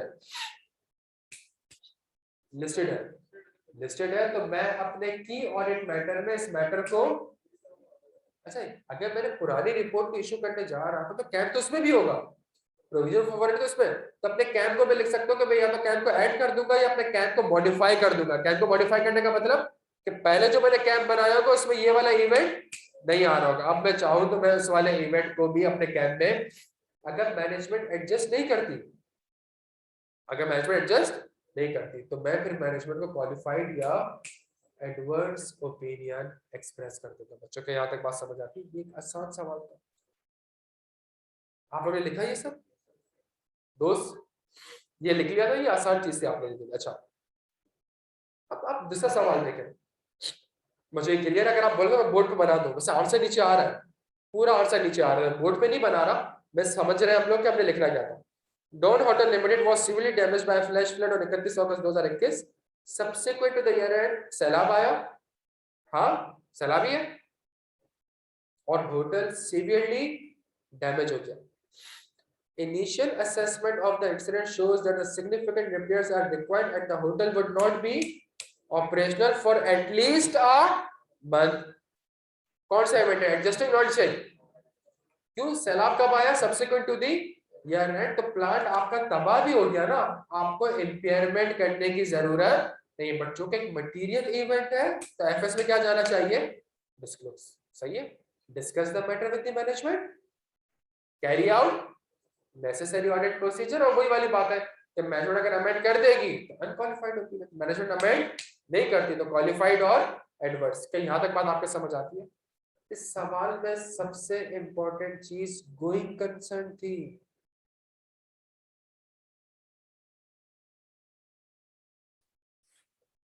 आपके ऑपरेशन, आप एक महीने तक अपने ऑपरेशन, एटलीस्ट एक महीने तक अपने ऑपरेशन नहीं कर सकोगे। और वो भी एटलीस्ट एक महीना कब? जब पैसे आ जाएंगे, सिग्निफिकेंट खर्चा करूंगा, खर्चा करता रहूंगा, तब जाके 4-5 महीने बाद पैसे अरेंज होंगे भी नहीं होंगे भाई। बच्चों क्या है इसके अंदर गोइंग कंसर्न की एप्लीकेशन थी यार। आपका होटल एक एटलीस्ट एक महीने तक नहीं चल सकता, और चलेगा कब? जब सिग्निफिकेंट एक्सपेंडिचर इनकर्ड करूंगा। सिग्निफिकेंट एक्सपेंडिचर, पैसा कहां से आएगा भाई? पैसा कहां से आएगा? बैंक से आएगा। तो बैंक आपको पैसा देगा, तब जाके आप ऑपरेशन नहीं करोगे, तब जाके आप खर्चे करना स्टार्ट करोगे। खर्चे करना स्टार्ट करोगे तब जाके आपका होटल बनेगा। 6 महीने भी लग सकते हैं, 8 महीने भी लग सकते हैं, 10 महीने भी लग सकते हैं। हाँ जी, पूरे सवाल में सिर्फ एक लाइन थी, 2 वर्ड थे, सिग्निफिकेंट एक्सपेंडिचर और ऑपरेशंस। और आप लोगों ने क्या पिक नहीं करा? गोइंग कर से। कितने लोगों ने गोइंग कर से पिक नहीं करा? सिर्फ 4 लोगों ने पिक, आपने पिक करा? कितने लोगों ने गोइंग कंसर्न पिक किया है यार? हाथ उठाए, पिक करा है गोइंग कंसर्न। जबरदस्त। इस सवाल के अंदर था क्या पता है? आप कहेंगे नॉन रजिस्टरिंग इवेंट है, डिस्क्लोजर, ठीक है। जब आप carry out necessary audit procedure पे जाएंगे ना, तो आप कहेंगे मैं डिस्क्लोजर की एडवोकेसी देख लेता हूं। फिर आप कहेंगे तो गोइंग कंसर्न का मसला भी है, तो पैसा खर्च करना है, तो मैं बैंक से करस्पॉन्डेंस फाइल इंस्पेक्ट कर लूंगा। क्या 3 महीने में काम होगा, 6 महीने में काम होगा? मैं सप्लायर के साथ मैं करस्पॉन्डेंस फाइल इंस्पेक्ट कर सकता हूं। आपने ये प्रोसीजर्स मेंशन कर देते हैं। पढ़े इसके आंसर नीचे जल्दी से, एक बार 2 मिनट दे रहा हूं, घुमाए सारा आंसर।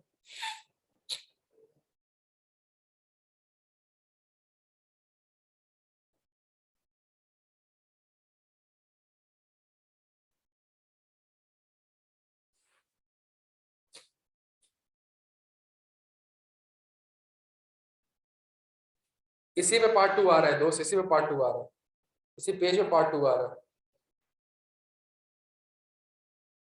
सबसे मेन चीज क्या थी यहाँ पे? Carry out necessary. और देखे, मैंने नेसेसरी ऑडिट क्वेश्चन में गोइंग कंसर्न असेसमेंट नहीं लिखा, कैश फ्लो पीरियड फोरकास्ट नहीं लिखा, असम्पशन नहीं लिखा। क्यों? मुझे पता है 10 नंबर का सवाल है, इवेल्युएट भी करना है कोर्स में, तो मैं बड़े पिन पॉइंट प्रोसीजर लिखूं ना। पिन पॉइंट प्रोसीजर कौन से होंगे? देखे मैंने क्या लिखा है, inspect the correspondence file with the bank for the additional financing, inspect the correspondence file supplier to assess the amount and time required to evaluate the adequacy of disclosure। मैंने जो इवेंट और कंडीशन है, मैंने procedure, आपने शायद कोई concern assessment और cash flow and period forecast और assumption रिजनेबल और प्रोसीजर्स में क्या लिखे थे? इसमें से 2 लिखे थे आपने। आप समझ रहे हैं? जो सवाल में, जो कि 5 नंबर का सवाल है, इवेल्युएट भी करना है, कोर्स ऑफ एक्शन भी बताना है, तो मैं प्रोसीजर फिर वो वाले लिखूं जो कि प्रिसाइसली मेरे इवेंट और कंडीशंस को एड्रेस करने में प्यारे बच्चों। क्या यहाँ तक बात समझ आती है आपके?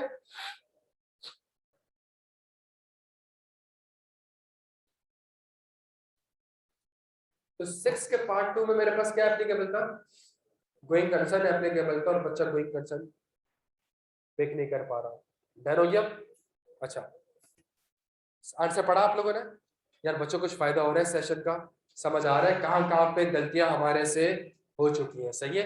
वो जो एक आप लोग बना लेते हैं ना माइंडसेट कि यार बस इस अटेम्प्ट में मैं अब ये करूंगा, ये वाली अप्रोच नहीं रखनी है। सही है, आपने जिससे पढ़ना है पढ़े, लेकिन एटलीस्ट इस सेशन से एक फायदा उठाए। और फायदा क्या उठाना है आपने कि यार गलतियां पता चल जाए। कितना बच्चा ऐसा था जो कि पहले ये कह रहा था कि मुझे गलतियां नहीं पता, कि मैं फेल क्यों रहा हूँ। आई होप आप लोगों को पता चल रहा होगा कि यार गलतियां गलतियां कहाँ पे हुई है, मुझे अब पढ़ाई करनी किस तरीके से, मैंने इस तरीके से चीजों को थोड़ा सा इवेल्युएट करना होगा। क्या ये बात समझ आती है हमें? अच्छा, क्वेश्चन में सहमत? छेदी छेदी आ जाए। कितने लोग ये सवाल देके घबरा गए थे? ईमानदार से, बिल्कुल ईमानदारी से, आप घबरा गए थे और आप भी घबरा गए थे और आप घबरा गए थे। आप लोग नहीं घबराए थे? आप लोग नहीं घबराए थे? तो कितने लोग ये सवाल, एक आधे पेज का सवाल देके घबरा गए? आधे पेज का सवाल 6 नंबर का। आपको पता है सवाल कहां से आया? बिल्कुल जबरदस्त, एक्सटर्नल कंफर्मेशन से। लेकिन एक्सटर्नल कंफर्मेशन के कौन से वाले एरिया से? फॉर्मेट से? फॉर्मेट तो हमें पढ़ा ही नहीं था। आइजा 505 में डिजाइन ऑफ एक्सटर्नल कंफर्मेशन याद है? जब आप कंफर्मेशन बनाते हो तो आपने डिजाइन करना होता है। डिजाइन क्या करना होता है? कंफर्मेशन में आपको पता होना चाहिए कि आपने कौन सी इंफॉर्मेशन को कंफर्म करना है। अगर आप एड्रेस कर रहे हो तो वो नॉलेजेबल पर्सन को होना चाहिए, आपका रिटर्न एड्रेस आना चाहिए ताकि आपको डायरेक्टली आप पढ़े सवाल। यार स्कूल मुझे गिरी थी तरफ।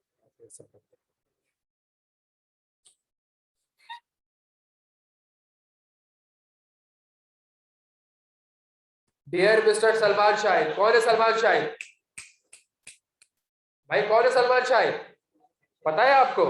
तो शॉर्ट कमिंग क्या है कि भाई डेजिग्नेशन, सजेशन, डेजिग्नेशन मेंशन होनी चाहिए ताकि पता चल सके कि जिससे कंफर्मेशन आ रही है वो नॉलेजेबल पर्सन है कि नहीं है। क्लाइंट कह रहा है मुझे कंफर्म कर दो, आपने फौरन से पकड़ ली इस बात का, आपने कहा आपको कंफर्म नहीं होगी, मुझे मुझे मुझे आप रिप्लाई करेंगे। तो रिप्लाई आपको कैसे करेंगे? आपको तो एड्रेस ही नहीं आ रहा। तो कंफर्मेशन में याद है रिटर्न एड्रेस आना चाहिए, तो आप कहेंगे रिटर्न एड्रेस आना चाहिए। मतलब डिजाइन ऑफ, जो आप पॉइंट रट्टा लगा के जाते हैं ना, डिजाइन ऑफ एक्सटर्नल कंफर्मेशन, ये वहां से सवाल उसने पूछा कि कंफर्मेशन बनाते हुए आपने इन इन चीजों का ख्याल रखना होगा। अब वो कह भी रहा है कि जी 42,045.6 मिलियन की अमाउंट, 45.6 मिलियन अमाउंट कौन सी इंफॉर्मेशन है? सेल्स के अगेंस्ट है, लेट पेमेंट सरचार्ज है, सिक्योरिटी डिपॉजिट है। आप बताइए तो इन्फॉर्मेशन टू बी कंफर्म, कौन सी इन्फॉर्मेशन कंफर्म करानी है आपको? आप लोगों ने क्या लिखा था इसमें?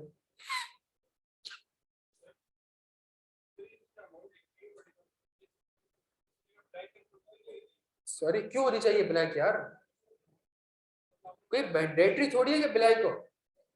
ऑप्शन ऑडिटर के ऊपर क्या वो ओपन भी दे सकता है, ब्लैंक भी दे सकता है? तो सबको नेगेटिव होनी चाहिए। ज्यादा अप्रोप्रिएट है, वो कह रहे हैं शॉर्ट कमिंग्स आइडेंटिफाई करो। अगर आपने ओपन कंफर्मेशन भेजी है, ब्लैंक की शॉर्ट कमिंग्स नहीं है यार, ये दोनों एक्सेप्टेबल कंफर्मेशन। समझ आ रही है? लेकिन अगेन 6 नंबर का सवाल है, 3 नंबर शॉर्ट कमिंग्स के, 3 नंबर सजेशन के, तो वो 3 तो मेरे अच्छे पॉइंट से कवर हो रहे हैं ना। डेजिग्नेशन नहीं आ रही, नॉलेजेबल पर्सन नहीं है, क्लाइंट को कंफर्म हो रही है, मेरा एड्रेस नहीं आ रहा, तो मैं वो पॉइंट्स लिखूं ना जो ज्यादा एब्सोल्यूट एंड क्लियर है, रादर देन के मैं उस तरफ जाऊं जो कि जजमेंटल है। समझ आ रही है दोस्तों? ये डिजाइन ऑफ एक्सटर्नल कंफर्मेशन से 6 नंबर का सवाल पूछा। आप लोग माइंडसेट क्या बना लेते हो? फॉर्मेट तो देखा ही नहीं आपने। आप लोगों ने सवाल पढ़ के क्या माइंडसेट बनाया? फॉर्मेट तो देखा ही नहीं हमने। अपने फॉर्मेट नहीं देखा तो हम तो ये सवाल पढ़ ही नहीं सकते। और आप सवाल पढ़ते किस लिए से हो पता है? कि मैं तो ये कर ही नहीं सकता। क्यों नहीं कर सकता?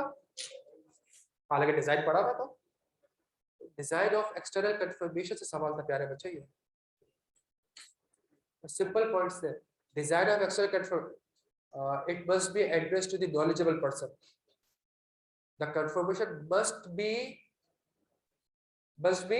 addressed to the auditor, must contain the address of the auditor so that it can be received directly by the confirmation must contain the information to be confirmed. आपने वो पॉइंट सवाल से लाइन उठानी थी, डिजाइन वाला point से fill the blank करना था। ये आंसर था इसका।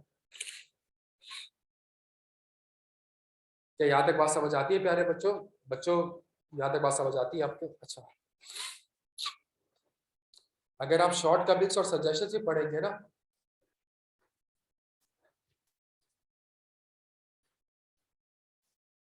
इसको वही लगता है।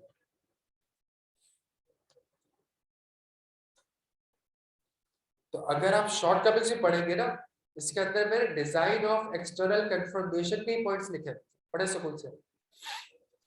हाँ जी, क्या मसला है ऑनलाइन वालों को यार?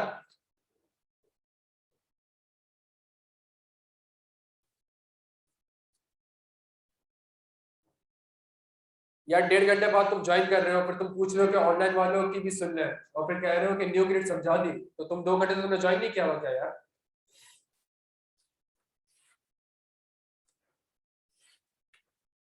अच्छा जी, अगर इस एटीट्यूड से आप लोगों ने पढ़ना है ना, तो मेरी सजेशन है कि आप लोग फिर पढ़ाई ना करें, फिर आप लोग छोड़ दो। ये 12 साढ़े 12 बजे मुंह उठा के आप लोग आए, और फिर आपका 11 बजे सेशन था, और फिर आप सवाल पूछें कि भाई न्यू ग्रिड आपने समझा दी नहीं समझा दी, और मैं कोई और चीज समझा रहा हूँ, और फिर आप बीच में पिन करते रहे मुझे कि भाई बता दे यार, जवाब दे दे, सुन ले हमारी भी, ऑनलाइन वालों की भी सुन ले। तो ये इस एटीट्यूड से अगर आप लोगों ने पढ़ना है ना, तो मेरी सजेशन है आप लोग ना पढ़ें, पर आप पढ़े लिखे वैसे भी नहीं करेंगे, सही है? अच्छा जी, कौन सा सवाल रह गया हमारा? सवाल कौन सा रह गया हमारा यार? ये पूरे पेपर का सबसे आसान सवाल था, पूरे पेपर का सबसे आसान सवाल था। आपको पता है यार, लानत तुम्हारी शक्ल पे यार, तुम ये 10 नंबर छोड़कर आ गए यार। सबसे बड़ा मसला हमारा ये है, ये सवाल कभी भी आखिरी में अटेम्प्ट नहीं हो सकता यार। आप ये चीज क्यों नहीं समझ रहे? आखिरी के 15-20 मिनट में ना, जो आखिरी के पेज थ्योरी आ रही है ना, आप ये अटेम्प्ट कर सकते हैं। आखिरी के 15-20 मिनट में जो आईटी वाला सवाल था, वो अटेम्प्ट कर सकते हैं। आखिरी के 15-20 मिनट में आप आखिरी के 15 मिनट में एनालिटिकल प्रोसीजर वाला सवाल अटेम्प्ट नहीं कर सकते, बिकॉज वहां पे नर्व्स का गेम है। आपने पहला रेशियो निकाला, सही निकला, आपने पहला रेशियो निकाला, सही निकला, आप फिर वो शिट यार, इसमें तो कोई रिस्क ही नहीं है। आपने दूसरा निकाला, वो भी सही निकला, आपको कह शिट इसमें भी रिस्क नहीं, और ऐसा है सवाल में। पूरा सवाल तो गेम क्या था? सवाल को ड्राफ्ट करने में टाइम नहीं था, असल टाइम किस चीज में था? सोचने में। और सोचने के लिए अगर आप उसका एंड के लिए रखेंगे, तो एंड में दिमाग वैसे ही काम नहीं करता आपका यार, 6 महीने वैसे नहीं करता। 3 घंटों में जब हम स्टार्टिंग में होते हैं, तो स्टार्टिंग में एक्ट करता है क्या? साइकोलॉजिकली आपको शुरू के आधा पौना घंटा पैनिक कर देता है। ये करता है ना, आप सवाल देखते हो, एडवर्टाइजमेंट लिखा हुआ आ रहा है, आप कहते हो शिट। आप सवाल पढ़ते हो, एनपीओ लिखा आता है, आप कहते हो यार। फिर आप सवाल पढ़ते हो, कंफर्मेशन का फॉर्मेट आ जाता है, आप कहते हो यार ये तो पढ़ा ही नहीं हमने, ये कैसे करेंगे? आप जब ये पैनिक होना स्टार्ट होते, फिर आप प्लान नहीं करते, फिर आप कहते हो बस यार अब तो फेल ही होना है ना। अब जो जो समझ आ रहा है, जो सवाल उठा रहा, आप ट्राई तक नहीं करते हो। और ये पेपर ऐसा था, फेल होने वाला पेपर नहीं था प्यारे बच्चों। ये अगले टाइम में जो पेपर आएगा, वो फेल होने वाला होगा। उसके रीजन है, उसका रीजन बड़ा जेन्युइन है, बड़ा जेन्युइन रीजन है। इस सवाल में अगर मैं देखूं, एक सिंपल सी चीज, एक सिंपल सी चीज, पहली इंफॉर्मेशन क्या दी हुई है? जल्दी आ जाए। सेल्स प्राइस बढ़ाई कितने परसेंट से? 20% से, to to offset the corresponding increase in the cost of production. दूसरा सवाल, दूसरा part, on 30 June 2019 DPL had obtained a loan of rupees 20 million which is payable in 10 equal quarterly installments at the end of every quarter. The loan carry fixed markup rate of, हाँ भाई, कब लिया था loan? 2019 में। 2 साल गुजर गए, कितने रीपे हो जाना चाहिए था? बताएं भाई, कितने रीपे हो जाना चाहिए था? क्वार्टरली इंस्टॉलमेंट, 10 क्वार्टरली इंस्टॉलमेंट में पे करना है, तो 2.5 साल में पे करना है। 10 मिलियन, 12 मिलियन का लोन कितने साल में पे करना है? 2.5 साल में। 2 साल गुजर चुके हैं यार, तो कितना पे हो जाना चाहिए था भाई? बगैर तो सिंपल मैथ से लाती हो। 2.5 साल का एक लोन लिया है आपने, 2.5 साल के लिए लोन लिया है 12 मिलियन का, 16 मिलियन रीपे। भाई आती है ना मैथ्स यार। पहले साल में कितने क्वार्टर? 4 क्वार्टर। हर क्वार्टर की कितनी इंस्टॉलमेंट? हर क्वार्टर की कितनी इंस्टॉलमेंट होगी? लोन कितने का है? 12 का, तो 12 को डिवाइड करें 10 से। 10 क्वार्टरली इंस्टॉलमेंट है ना, तो 12 को डिवाइड करें 10 से, कितना? सॉरी, लोन कितने का लिया है? 20 मिलेगा, तो 12 को डिवाइड करें, 20 को डिवाइड करें किससे? 10 से। तो मेरी क्वार्टरली इंस्टॉलमेंट कितनी होगी? तो मुझे 2020 में कितने का लोन रीपे करना था? 2021 में भी कितने का लोन रीपे करना था? मैंने लोन लिया कितने का था? तो मेरे पास क्लोजिंग बैलेंस 21 में कितना आना चाहिए था? कितना आ रहा है? इसका मतलब है, जल्दी, इसका मतलब है शायद शायद शायद मैंने बैंक को क्या कर दिया है? हाँ भाई, शायद मैंने बैंक को क्या कर दिया है? डिफॉल्ट कर दिया है। भाई इतनी रीपेमेंट हो, इतना लोन आना चाहिए था आपके पास। आपके पास लोन इतना नहीं आ रहा, आपके पास लोन कितना आ रहा है, इसका मतलब शायद आपने बैंक को क्या कर दिया है, डिफॉल्ट कर दिया है दोस्त, बैंक को डिफॉल्ट कर दिया है मैंने। सवाल देखे ऊपर बैलेंस शीट देखे, ऐसी कोई और इंडिकेशन लग रही है आपको कि यार डिफॉल्ट, ऐसा लग रहा है कि आप बैंक को डिफॉल्ट किया होगा? जल्दी बैलेंस शीट देखें।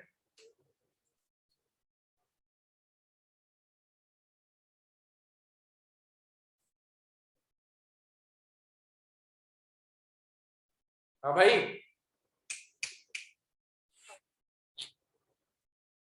कंपनी का कैश एंड बैंक कितना है? 5 लाख रुपए।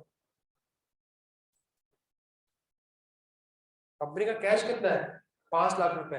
अपेरेंटली ऐसा लग रहा है शायद मैं बैंक को क्या कर चुका हूँ, डिफॉल्ट कर चुका हूँ। जब बैंक को डिफॉल्ट कर जाता है तो क्या ट्रिगर कर जाता है, identify the fluctuation / inconsistency and state the audit procedure ISA 570 going concern के प्रोसीजर्स पर। कितने लोगों ने पिक किया? मतलब वो आपको लिख के देना कि मैं डिफॉल्ट कर चुका हूँ। आपके अंदर इतनी मैथमेटिक्स नहीं है कि आप ये निकाल सकोगे डिफॉल्ट हुआ है कि नहीं हुआ। आपके अंदर इतनी अकल नहीं है कि आप ये देखोगे कैश एंड बैंक 5 लाख रुपए रह गए कंपनी के पास। एक कंपनी के पास 5 लाख रुपए रह गए, आपके अंदर इतनी अकल नहीं है कि एफएस देख के आप ये असेस कर सको कि 5 लाख का कैश है कि नहीं। 5 लाख रुपए कैश है। लास्ट टाइम कितने थे? 2.6 मिलियन थे। इस बार कितना कैश है? सिर्फ 5 लाख का कैश है। 5 लाख के कैश में कंपनी कैसे चलेगी यार? मतलब कैश फ्लो के इश्यूज है इसके।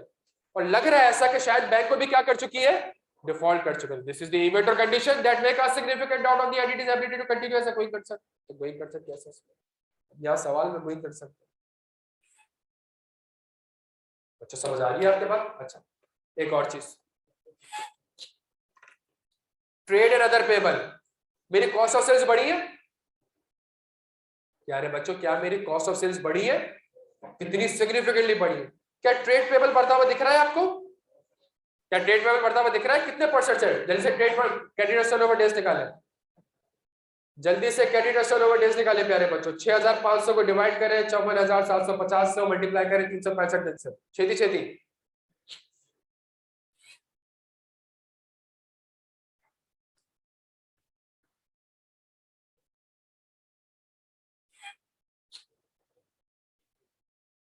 फोर्टी 43 डेज से कहां चला गया?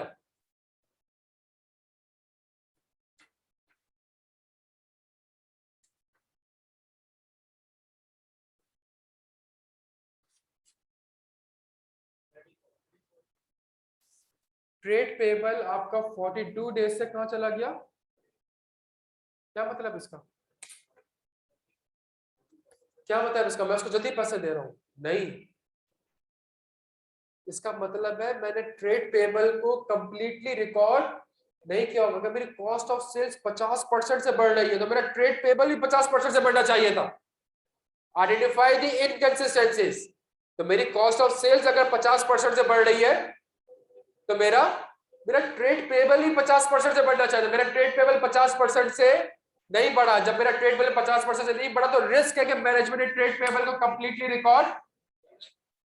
प्रोसीजर टेस्ट ऑफ बोले अनरिकॉर्डेड लायबिलिटी, इसके प्रोसेस वर्षन कर लेते हैं। पेबल की कंप्लीटनेस के प्रोसेस क्या होते थे? Test of unrecorded liability. याद आ रहा है आप लोगों को? बच्चों आप लोगों को याद आ रहा है? कितने लोगों ने ये आइडेंटिफाई किया था?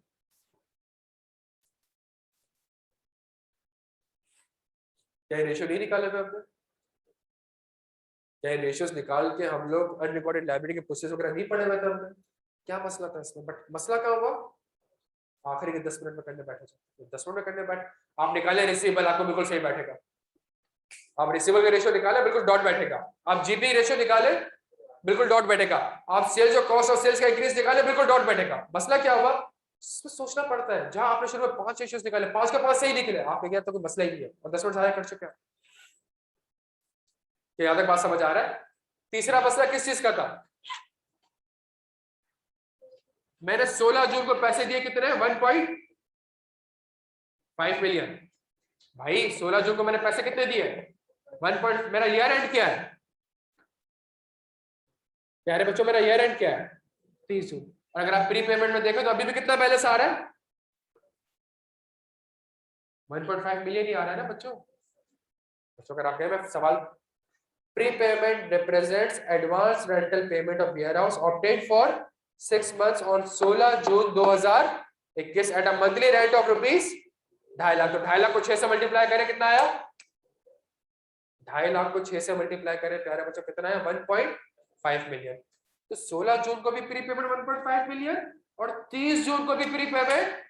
इसका मतलब जो 14 दिन मैंने वेयर हाउस रिकॉर्ड करे ये प्री पेमेंट है नहीं, इसके अगेंस्ट मैं सर्विसेज ऑब्टेन कर चुका हूं। तो there is a risk of overstatement of prepayment या understatement of rent expense. और यहाँ आपने प्री पेमेंट और रेंट एक्सपेंस के प्रोसेस मेंशन कर दिए, प्री पेमेंट के प्रोसीजर मेंशन कर देते हैं कि मैं एग्रीमेंट लूंगा, अमाउंट को बैंक स्टेटमेंट से ट्रेस करूंगा, रिकैलकुलेट करूंगा प्री पेमेंट क्या है, ये प्रोसीजर मेंशन कर देता है। कितने लोगों ने करा था? कॉमन सेंस है ना। 16 जून को अगर मैंने एक चीज प्री पे कर दी है तो ईयर एंड में वो अमाउंट एग्जैक्टली प्री पेमेंट में तो नहीं आना चाहिए ना भाई। मैं सर्विस यूज कर चुका हूँ ना भाईजान, मैं क्या कर चुका हूँ? सर्विसेज यूज कर चुका हूँ ना दोस्त। लिखा था ये 3 लिखे थे हमने। अब मुझे बताएं क्या प्री पेमेंट के प्रोसीजर कोई मुश्किल प्रोसीजर थे क्या? पेबल की कंप्लीटनेस के procedure, test of unrecorded liability, subsequent bank statement देखता हूं, पेमेंट देखता हूं, क्या ये मुश्किल चीज थी? गोइंग कंसर्न का मसला क्या है? आपसे पिक ही नहीं हुआ कि यहाँ पे पेबल अंडरस्टेटेड है। मसला क्या है कि आपसे पिक ही नहीं हुआ कि यहाँ पे तो गोइंग कंसर्न है। 3 जगह पे गोइंग कंसर्न था पूरे पेपर में, 3 से 4 जगह पे गोइंग कंसर्न था।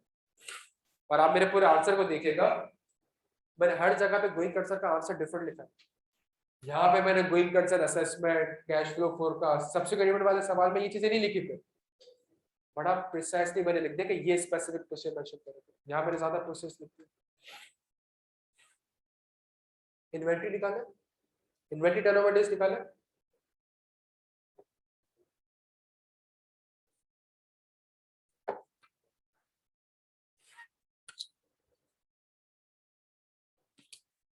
$46 डेज से कहां पहुंच गया? इन्वेंटरी टर्नओवर डेज आपका कहां पहुंच गया? 46 डेज से 50। क्या मतलब इसका? पहले की इन्वेंटरी 40 दिन में बिकती थी, मतलब अब लेट बिक रही है, अब बिकने में टाइम लग रही है। तो क्या मतलब है इसका? इन्वेंटरी क्या हो चुकी है आपकी? इंपेयर्ड हो चुकी है। तो इन्वेंटरी के प्रोसेस लिखता है। अब मुझे बता दें क्या इन्वेंटरी का रिस्क नहीं पढ़ा हुआ आप लोगों ने? कैसे भी पढ़ा हुआ? क्या इन्वेंटरी का रिस्क नहीं पढ़ा हुआ? क्या पेबल की कंप्लीटनेस नहीं पढ़ा हुआ? क्या प्री पेमेंट के प्रोसेस नहीं पढ़े हुए? क्या गोइंग कंसर्न के प्रोसेस नहीं पढ़े हुए? मसला क्या है? एक बात आज से 3 साल पहले सवाल था कि कोई भी 5% मेंशन कर दो। अब वो आपसे कर क्या रहा है? सिनेरियो दे रहा है। और मैं आपसे बताऊं, आप में से मैक्सिमम लोग ये सवाल कर सकते थे। गलती क्या हुई? 15 मिनट में सवाल करने लायक है ही नहीं यार। 15 मिनट तो 10 मिनट तो सोचने में लगेंगे आपको इसमें। और ये वो सवाल है कि मेजोरिटी ने नहीं करा होगा, तो आपको एक अच्छा इंप्रेशन दे रहा था उसको, कह रही मुझे आता है। और इसमें सोच के आपने बस लिखना था यार। जो नीचे थ्योरी आई है उसमें थोड़ी सोचना है। या तो उसको शुरू के 15 मिनट में डन एंड डस्टेड करें, खत्म करें, ताकि जान छूटा जाए। लेकिन ये जो सवाल था, मैं आपको एक बात बताऊं, जो लिटिगेशन वाला सवाल था, वारंटी वाला सवाल, उसमें भी इतना ज्यादा नहीं सोचना था। उसमें फॉर्मेट आपको पता था कि लिखना कैसे, उसमें स्ट्रक्चर आपको पता था लिखना कैसे। तो अगर आप थोड़ा सा दिमाग यूज करते, थोड़ा सा प्लान करके चलते चीजों को, आप पेपर पास कर सकते थे। अगर आप में से कोई ऐसा बच्चा है जो कि 42 43 में फेल हुआ है और उसने एलपीओ छोड़ा हुआ और ये सवाल छोड़ा हुआ है, तो फिर वो कैसे डिजर्व करता है कि पास हो? अगर आप में से कोई बच्चा ऐसा है जो कि 20-20 नंबर के सवाल छोड़ के बैठा हुआ है और बाकी सवालों में भी एडवर्टाइजमेंट लिख के नहीं आ रहा, सही है, सारे सिनेरियोस लिख के नहीं लिख के आ रहा, फिर आप कैसे एज्यूम कर रहे हो कि आप पास हो जाओ? वो थोड़ी कंसोलिडेशन है, मैच करके तो पूरे मार्क्स मिल जाएगा। देखिए FR2 में 60-65 का भी आप अटेम्प्ट करें, चांसेस है कि पास हो सकते हैं। ऑडिट में ये नहीं है कि आप 60-65 का अटेम्प्ट करें तो आप पास हो सकते हैं। तो यहाँ तक बात प्यारे बच्चे समझ आ रही है आपके? यहाँ तक बात समझ आ रही है? आप में से कितने बच्चे ऐसे हैं जिनको एटलीस्ट ये पता चल गया कि हाँ सर, ये एक रीजन है, ये एक रीजन है कि हमसे पेपर में ये गलतियां हुई है। इस सेशन से पहले हमें नहीं पता था कि यार कहाँ गलतियां हुई, अब हमें एटलीस्ट ये पता चल गया है कि यार ये गलतियां हमारे से हो रही है। एटलीस्ट हमें गलती आगे दिखा दी। जो पर्पस था इस सेशन का ये था कि हमें एटलीस्ट आपको पता चल जाए। अदरवाइज क्या होता है, बच्चा कंक्लूजन की तरफ आता है। बच्चा क्या कहता है, इस बार तो मैं रट्टा लगाऊंगा, इस बार तो मैं पास करूंगा, इस बार तो मैं प्रैक्टिस करूंगा। सही, इस बार तो मैं F8 के सवाल करूंगा। जब आप ये करेंगे ना प्यार, आप अगेन 3.5 महीने गलत डायरेक्शन में मेहनत करोगे और अगेन फेल हो गए।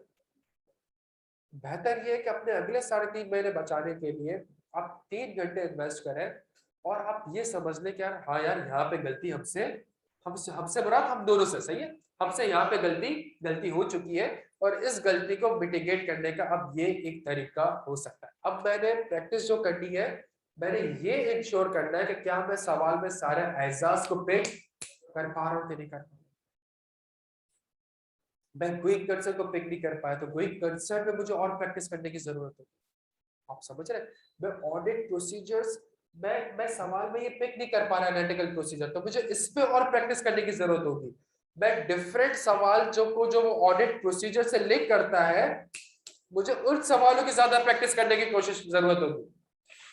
समझ आ रही है? वो एरियाज जो कि आईकैप एग्जाम में नहीं करता, मुझे कोर्स कवरेज के ऊपर ज्यादा प्रैक्टिस करने की जरूरत होगी। मैं कोई एक चीज भी छोड़ के ना जाऊं, मैं कोई एक चीज भी छोड़ के ना जाऊं। अगर कोड ऑफ एथिक्स में जनरल सेफगार्ड लिखे, मुझे वो भी पता होने चाहिए।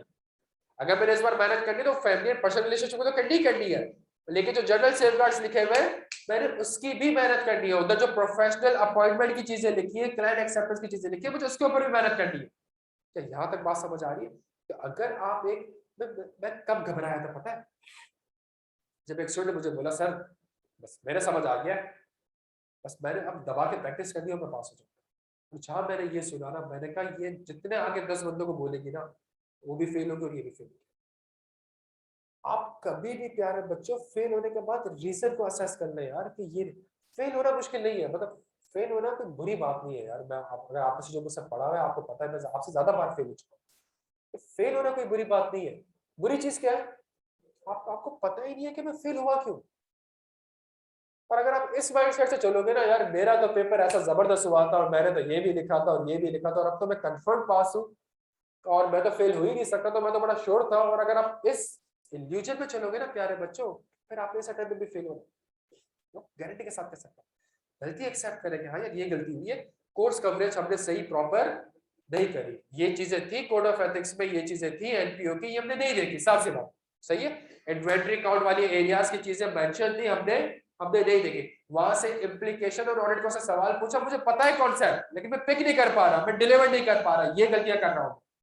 अगली बार जब आप पढ़ने बैठे तो आप आइडेंटिफाई करेंगे ये जो कॉन्सेप्ट है इसको आईकैप इस तरीके से भी पूछ सकता है, इसको आईकैप यहाँ से भी पूछ सकता है, ये चीज ये अपने नोटिंग करना स्टार्ट करें। तो इस तरीके से आप पढ़ना स्टार्ट करेंगे, अच्छी प्रैक्टिस करेंगे प्यारे बच्चों, तो इंशाल्लाह। या इसको बोर्ड मिटा दोगे, इसका बोर्ड मिटा दे एक सेकंड,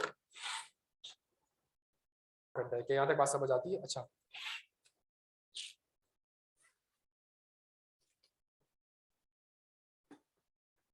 मुझे सिर्फ 2 मिनट मिल सकता है।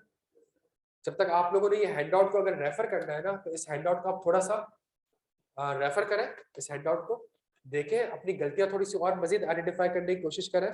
मुझे सिर्फ 2 से 3 मिनट दें। हमने क्या करना है अभी?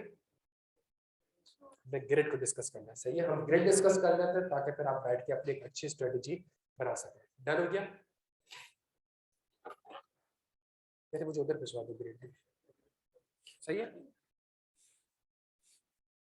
फिर हमारे पास एक ग्रिड थी, ग्रिड ई, किस चीज की थी? आईटी की थी। डन हो गया हमारे पास। फिर हमारे पास एक ग्रिड बी थी, हमारे पास एक ग्रिड सी थी, और ग्रिड सी में हमारे पास क्या था? रिलेटेड पार्टी था, सब्सिक्वेंट इवेंट था, रिटर्न रिप्रेजेंटेशन था, एक्सटर्नल कंफर्मेशन था, इंटरनल ऑडिट था, एक्सपर्ट था, और आईएसआरई 2400 था। डन हो गया? तो सुनिएगा इसको। और फिर हमारे पास एक सबसे बड़ी ग्रिड थी जिसका नाम क्या था? ग्रिड बी, और इसके अंदर हमारे पास सब कुछ था। फॉर एग्जाम्पल आइजा 300 इसके अंदर था, आइजा 230 इसके डॉक्यूमेंटेशन इसके अंदर था, आइजा 315 रिस्क पूरा इसके अंदर था, आइजा 320 मटीरियलिटी इसके अंदर पूरा था, आइजा 330 रिस्पॉन्स इसके अंदर पूरा था, आइजा 500 नहीं, सिर्फ पूरे सब्सटेंटिव प्रोसीजर्स इसमें मेंशन थे, सारे के सारे इंटरनल कंट्रोल्स यहाँ पे मेंशन थे हमारे पास।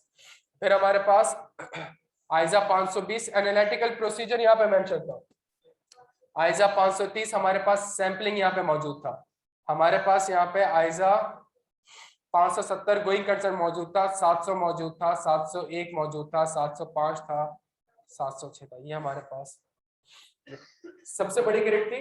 हमारी वेटेज क्या थी? इस ग्रेड की वेटेज कितनी थी हमारे पास? 10 से 15 मार्क्स थी। इस ग्रेड की वेटेज कितनी थी? 10 से 15। इसकी कितनी थी? 10 से 15। इसकी कितनी थी? 20 से 25। और इसकी कितनी थी? 25 से 35। ये एक आई कैप की पिछले बैचेस में ग्रेड होती थी। इस ग्रेड की सबसे खास बात क्या थी पता है? एक सबसे लेंदी, सबसे मुश्किल और सबसे ज्यादा सिनेरियो बेस्ड एग्जामिन यहाँ से होता है ना। गोइंग कंसर्न आप देख लें, एनालिटिकल प्रोसीजर देख लें, रिपोर्टिंग आप देख लें, ये सबसे मुश्किल ग्रेड थी। और इसकी वेटेज कितनी रखी थी आईकैप ने? 25। तो अगर आप देखें ना, फॉर एग्जांपल मैं लास्ट अटेम्प्ट को डिस्कस करूं, क्या ये एग्जामिन हुआ? कोई कॉम्प्रिहेंसिव सवाल नहीं आया इससे। क्या इंटरनल कंट्रोल के ऊपर कोई इतना अच्छा सवाल आ सका? नहीं। क्या सैंपलिंग के ऊपर उसने कोई सवाल पूछा? रिस्क में पूछा तो कहां से पूछा उसने? एनपीओ से। स्ट्रेटेजी के ऊपर उसने कोई भी सवाल नहीं पूछा, डॉक्यूमेंटेशन के ऊपर उसने कोई भी सवाल नहीं पूछा, सब्सटेंटिव भी लिमिट पूछ सका, सारे के सारे सब्सटेंटिव नहीं पूछ सका, एम्फेसिस नहीं पूछा, कैन नहीं पूछा, ऑडिट रिपोर्ट नहीं पूछी। ये बातें समझ आ रही है आपको?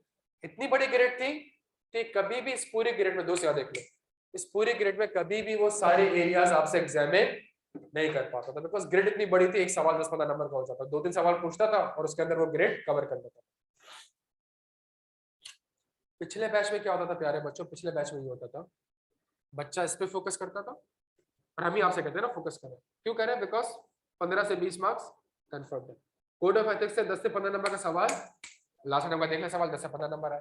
आईटी आप देख ले, 10 से 15 नंबर आए, तो हम कहते थे यार ये देख लो, आसान स्टैंडर्ड्स है और आपके 40 मार्क्स कवर हो जाएंगे। मैं 12.5 भी एवरेज करूं तो मेरे 40 मार्क्स तक कंफर्म। फिर हम कहते थे यार आप क्या कर लो, आप इस ग्रेड को देख लो, आपके मजीद 20 से 25 मार्क्स कंफर्म हो जाएंगे, तो 60-65 मार्क्स आपके यहाँ कंफर्म हो गए, सिर्फ आधा सिलेबस पढ़ते। और बकिया जो आधा सिलेबस है सबसे मुश्किल है, उससे आपके कितने मार्क्स कवर्ड हो रहे थे? 25 से 35 मार्क्स। प्यारे बच्चों, आई कैप ने अपनी ग्रेड को चेंज कर दिया। पहली जो ग्रेड है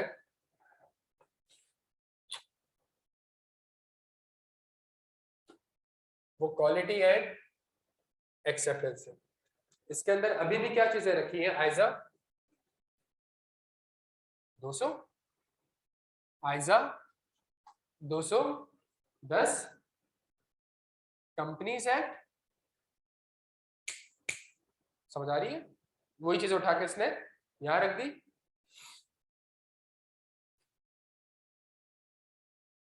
आई कैप कोड ऑफ एथिक्स इस ग्रेड में डाल दिया, एक्सेप्टेंस है ना, तो आई कैप कोड ऑफ एथिक्स में इसने क्या कर दिया? इस ग्रेड में डाल दिया और एक नया स्टैंडर्ड ऐड किया है, आइजा 220। इसका मतलब क्या है? अब जरूरी नहीं है कि हर टाइम में कोड ऑफ एथिक्स आए। तो पहले आपको पता था कि कोड ऑफ एथिक्स पढ़ लो 10, अब जरूरी नहीं है कि हर अटेम्प्ट में कोड ऑफ एथिक्स आएगा। अब उसने आपके पास 200 भी रख दिया, 210 भी रख दिया, कंपनी से भी रख दिया, आके कोड ऑफ एथिक्स। क्या बात समझ आती है? और इसकी वजह से कितनी रखी?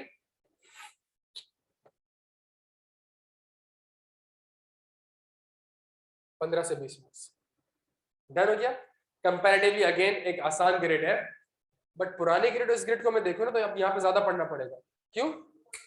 कोड ऑफ एथिक्स पूरा आ गया यहाँ पर। जरूरी नहीं है कि कोड ऑफ एथिक्स अब हर टाइम में पढ़ना पड़ेगा, क्या पता 5 नंबर का सवाल आ जाए। डन हो गया। अच्छा, उसके बाद उसने मुझसे दूसरी ग्रेड कौन सी रखी प्यारे बच्चों? प्लानिंग। और प्लानिंग में कौन सा स्टैंडर्ड से रख दिया? 300,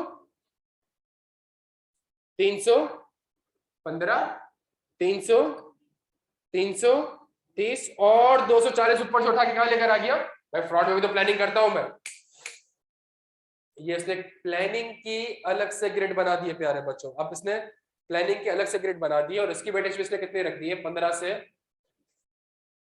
अब आप समझ रहे हैं इस ग्रिड का मतलब? अब हर अटेम्प्ट में मैंडेटरी है कि वो आपसे रिस्क का सवाल पूछेगा।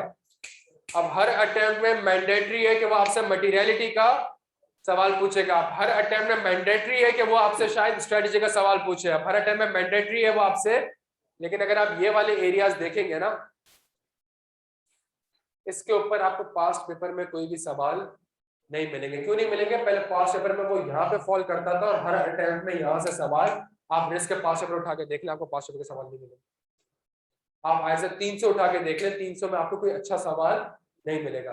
हाँ, प्रिलिमिनरी एंगेजमेंट एक्टिविटीज क्या होती है, वो इस तरह का तो सवाल पूछ रहे हैं, लेकिन इस तरह का सवाल अब वो चूंकि अलग ग्रेड बन गई और उसको 15 से 20 नंबर यहाँ से पूछना है। क्या यहाँ तक बात समझ आती है? अगली ग्रेड उसने कौन सी बना दी? जल्दी आ जाए यार। परफॉर्मेंस। सुन लो, मुझसे कोई पूछना तो मुझसे पूछ लो। Acceptance, audit framework, quality and acceptance. मेरे पास अगली ग्रेड कौन सी है? जितने भी स्टैंडर्ड्स है ना परफॉर्मेंस के, मतलब 500 की जितनी भी सीरीज है, हाँ भाई 500 की जितनी भी सीरीज है, कौन सी? Substantive 500। Internal controls, internal control में कौन से कंट्रोल्स होते हैं? आईटी के भी। आईटी की अब अलग से ग्रेड नहीं है। जो पहले हमारा हलवा था ना कि 10 से 15 नंबर आईटी का सवाल आना है, अब नहीं। आईटी को भी किसमें से पार्ट बना दिया? परफॉर्मेंस फेज में। और सुनिएगा, ISA 520 analytical procedures, ISA 530 performance phase में सैंपलिंग करता हूं ना, डन हो गया। ISA 550 related party, ISA 560 subsequent event, ISA 570 going concern, ISA 580 return representation, ISA 610 internal auditor, ISA 620 expert. ये पूरी ग्रेड से कितने बना दी प्यारे बच्चों?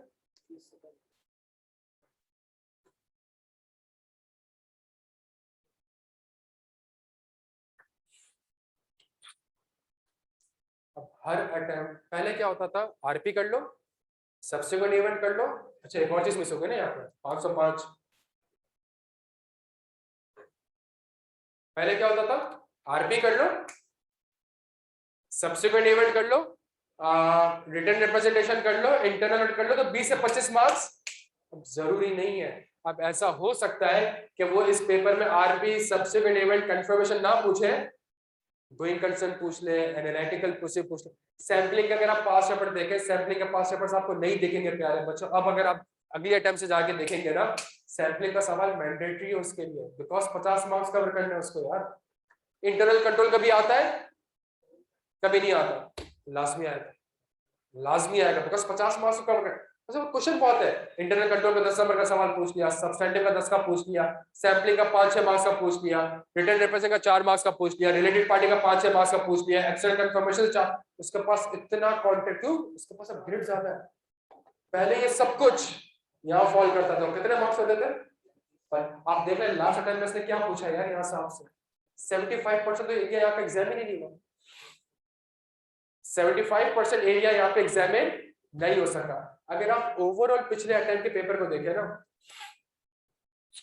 आरपी पूछा उसने आपसे, सबसे बड़े रिटर्न रिप्रेजेंटेशन पूछा, एक्सटर्नल कंफर्मेशन पूछा, इंटरनल ऑडिट पूछा नहीं, एक्सपर्ट पूछा, आईएसआरई 2400 पूछा।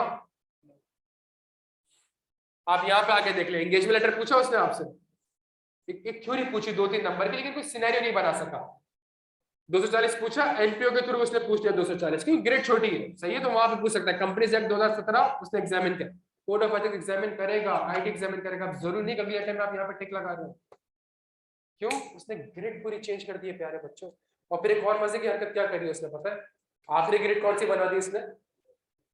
चले भाई, रिपोर्टिंग यहाँ पे 700, 701, 705, 706 और ये सारी 2400, ये भी तो रिपोर्ट है। और इसके मार्क्स में इसने कितने कर दिया? अराउंड 15 से। इट मींस अब हर अटेम्प्ट में रिपोर्टिंग का सवाल मैंडेटरी आपके लिए।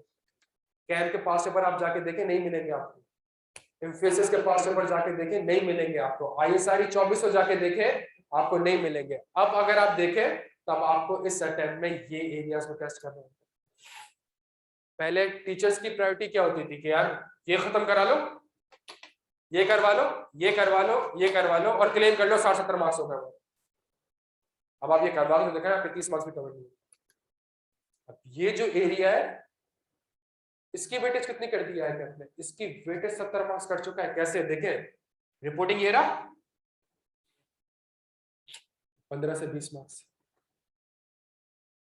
ये सारा प्लानिंग है, प्लानिंग है 15 से 20 मार्क्स। क्या ऐड कर दिया इसने यहाँ पे? सिर्फ उसे जल्दी बच्चा ऐसा ना कर, फ्रॉड ऐड कर दिया, बाकी सब सेम रखा, इसका फ्रॉड ऐड करा 15 से। ये परफॉर्मेंस है आपका पूरा, ये पूरा आपका कौन सा फेज है? Performance phase. इसके अंदर से क्या ऐड कर दिया? ग्रेड बी को ऐड कर दिया और उसकी अलग से वेटेज कितनी बना ली? 50 से 60 मार्क्स की इसकी वेटेज बना। ये एक सबसे बड़ा चेंज होने जा रहा है प्यारे बच्चों। और इसमें आपको past papers help, because substantive भी अगर आप देखेंगे ना तो पिछले 3 अटेम्प्ट में सब्सटेंटिव आए, उससे पिछले अटेम्प्ट में तो सब्सटेंटिव आया ही नहीं है। आप पास्ट पेपर जाके देख ले, सब्सटेंटिव आपको कहां दिखेगा? पिछले 3-4 अटेम्प्ट में देखिए जो सिनेरियो बेस्ड पेपर आने वाले हैं। उससे पहले अगर आप जाएंगे, सब्सटेंटिव नहीं है प्यारे बच्चों, इंटरनल कंट्रोल नहीं है पिछले पास्ट पेपर्स में, एनालिटिकल प्रोसीजर्स नहीं है वहां पे, सैंपलिंग नहीं है वहां पे, कैम है ही नहीं अभी तक, एम्फेसिस नहीं है अभी तक, ISRE 2400 नहीं है। कितने स्टूडेंट ऐसे जो कि क्यों एग्जामिन नहीं होते थे? और सबसे बड़ा मसला जो क्रिटिसाइज हुआ था ना कि आपके ऑडिट के जो बेसिक पिलर है, प्लानिंग, परफॉर्मेंस और रिपोर्टिंग, इसको आपने 25 से 30 मार्क्स की वेटेज दी और बाकी एरियाज जो कि आपके कोर ऑडिट नहीं है उसको आप 70। मतलब क्या फायदा एक बच्चे से इंटरनल ऑडिट का पूछने का जब उसको पता है कि फर्म में जाकर इंटरनल ऑडिट के ऊपर हम रिलाई नहीं करते? क्या फायदा एक्सपर्ट का सवाल पूछने का जब आपको पता है कि फर्म में जाके वो जूनियर होगा, उसने एक्सपर्ट अपॉइंट थोड़ी करना है अभी, उसने खुद एक्सपर्ट बनना है अभी।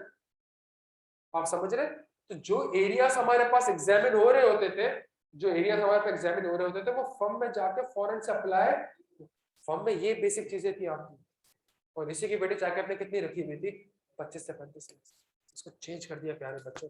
दोनों बोर्ड को कंपेयर करें और अब अगर मैं देखूं ना अगले अटेम्प्ट का पेपर, तो वो वाला हिसाब किताब नहीं। देखिए ना यार, यहाँ से सवाल बनाना है और क्या कर लेगा एक यार। आप अगर देखें ना पिछले कुछ अटेम्प्ट के फ्रॉड के सवाल बड़े आसान थे, और क्या पूछेगा यार, सब कुछ तो पूछ चुका है वो। समझ आ रही है? उसके पास क्वेश्चन कहां पे था? उसके पास क्वेश्चन इस ग्रेड में था, लेकिन यहाँ पे मसला क्या था? मार्क्स कम थे। वो 2-3 सवाल बनाता था, 35 मार्क्स पूरे हो जाते। तो 2 से 3 सवाल, लास्ट नंबर का सवाल देख लेना, इस ग्रेड से सिर्फ 3 सवाल है और 35 मार्क्स कंप्लीट। 10 मार्क्स, 8 मार्क्स, एक 18 मार्क्स वाला सवाल, एक 10 नंबर वाला सवाल जो उसने एनालिटिकल प्रोसीजर से आपसे क्या पूछा कि मुझे क्या पता है, और मुझे एनपीओ वाला सवाल से 7 नंबर का पूछा। 3 सवाल उसने बनाए और 35 मार्क्स कंप्लीट हो गए। इसके अलावा और कुछ पूछ ही नहीं सका। 3 सवाल उसने बनाए, 35 मार्क्स कंप्लीट हो गए। अब प्यारे बच्चों ऐसा नहीं होगा। ये हमारे पास अब एक नई ग्रिड है। इस नई ग्रिड में अच्छा एक और चीज जो मोस्ट इंपॉर्टेंट है वो ये है, आरपी पहले भी था, आरपी अभी भी है, लेकिन आरपी के अंदर कॉन्सेप्ट्स को ऐड किया गया। फ्रॉड पहले भी था, फ्रॉड अभी भी है, लेकिन फ्रॉड के अंदर भी चीजों को ऐड किया गया है। कुछ चीजें पुराने स्टार्टिंग में डिफरेंट वे में लिखी गई थी, अब उसको क्या कर दिया गया है? चेंज कर देंगे। कोड ऑफ एथिक्स हम सबको पता है कि कोड ऑफ एथिक्स हमारा क्या हो चुका है? रिवाइज हो चुका है। तो एक चीज जो आईकैप ने स्टडी टेक्स्ट में करी है वो ये करी कि स्टडी टेक्स्ट के कंटेंट को चेंज कर दिया। मुझे याद है एक मसला आता था कि कुछ ऑब्जेक्टिव ही मिसिंग है वहां पे, कुछ प्रोसीजर्स ही वहां पे मिसिंग है। अब वो ऐसी कोई कहानी नहीं है, अब उसने सारी चीजों को क्या कर दिया है? अलाइन कर दिया, टेक्निकली एज अ अलाइन कर दिया। अगर आप स्टडी टेक्स्ट देखेंगे तो आपको एक चीज रियलाइज होगी। फॉर एग्जांपल अब आर्म्स लेंथ भी डाल दिया उसने रिलेटेड पार्टी में, पहले आर्म्स लेंथ नहीं था, अब उसने क्या चीज इंक्लूड कर दी है? आर्म्स लेंथ में। कुछ चीजें फ्रॉड के अंदर ऐसी थी जो कि प्रोसेस मिसिंग थे पुरानी स्टडी से, आईकेप नहीं पूछ पा रहा होता था, अब उसने उसको भी यहाँ पे क्या कर दिया है?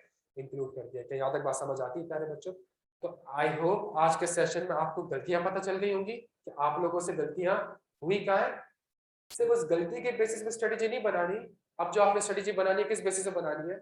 इस बेसिस पे बनानी है कि ये मेरा पूरा सिलेबस का ग्रेड चेंज हो गया, और अब जिस पैटर्न का पेपर पिछले अटेम्प्ट्स में आ रहा था, अगली अटेम्प्ट में उस पैटर्न पे पेपर नहीं होगा। आप कोड ऑफ एथिक्स ढूंढ रहे होंगे, there is a possibility code of ethics आपको ना मिले, आप आईटी ढूंढ रहे होंगे, देयर इज अ पॉसिबल, लेकिन पेपर में क्या मिल रहा होगा आपको? सैम्पलिंग मिल रहा होगा, एनालिटिकल प्रोसेस मिल रहा होगा, ऑडिट स्ट्रेटेजी मिल रहा होगा, सब्सटैंटिव प्रोसेस मिल रहा होगा, इंटरनल कंट्रोल्स मिल रहा होगा। अभी सारे ठीक ठाक। इंटरनल कंट्रोल एक अटेम्प्ट में पूछता है, एक अटेम्प्ट में नहीं पूछता। आपने देखा होगा पास्ट टाइम यार, इंटरनल कंट्रोल में एक अटेम्प्ट में, क्यों? उसका वेटेज ही कम थी यार। वो इंटरनल कंट्रोल पूछे 15 मार्क्स चले गए, अब क्या पूछे वो बाकी 20 मार्क्स में?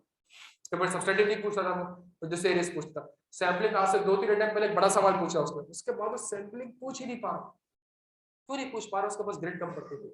रिस्क का आप सवाल देख ले, रिस्क का सवाल आपको पास पेपर्स में दिखेंगे ही। इस तरह सीफएफ में रिस्क एग्जामिन हो रहा होता है, आपको यहाँ पे गोइंग कंसर्न के इतने अच्छे सवाल नहीं दिखेंगे। फिर वो करता क्या, एक सवाल के अंदर एक लाइन गोइंग कंसर्न की डाल देगा। तो यहाँ तक बात समझ आ रही है आपको? तो प्यारे बच्चों, ये ग्रिड हो चुकी है। जिस डायरेक्शन में पहले आप लोग मेहनत कर रहे थे, डायरेक्शन सही थी आप लोगों की, सब कुछ सही था, बट द पॉइंट इज अब वो इस बैच के लिए और इस अटेम्प्ट के लिए रेलेवेंट नहीं है।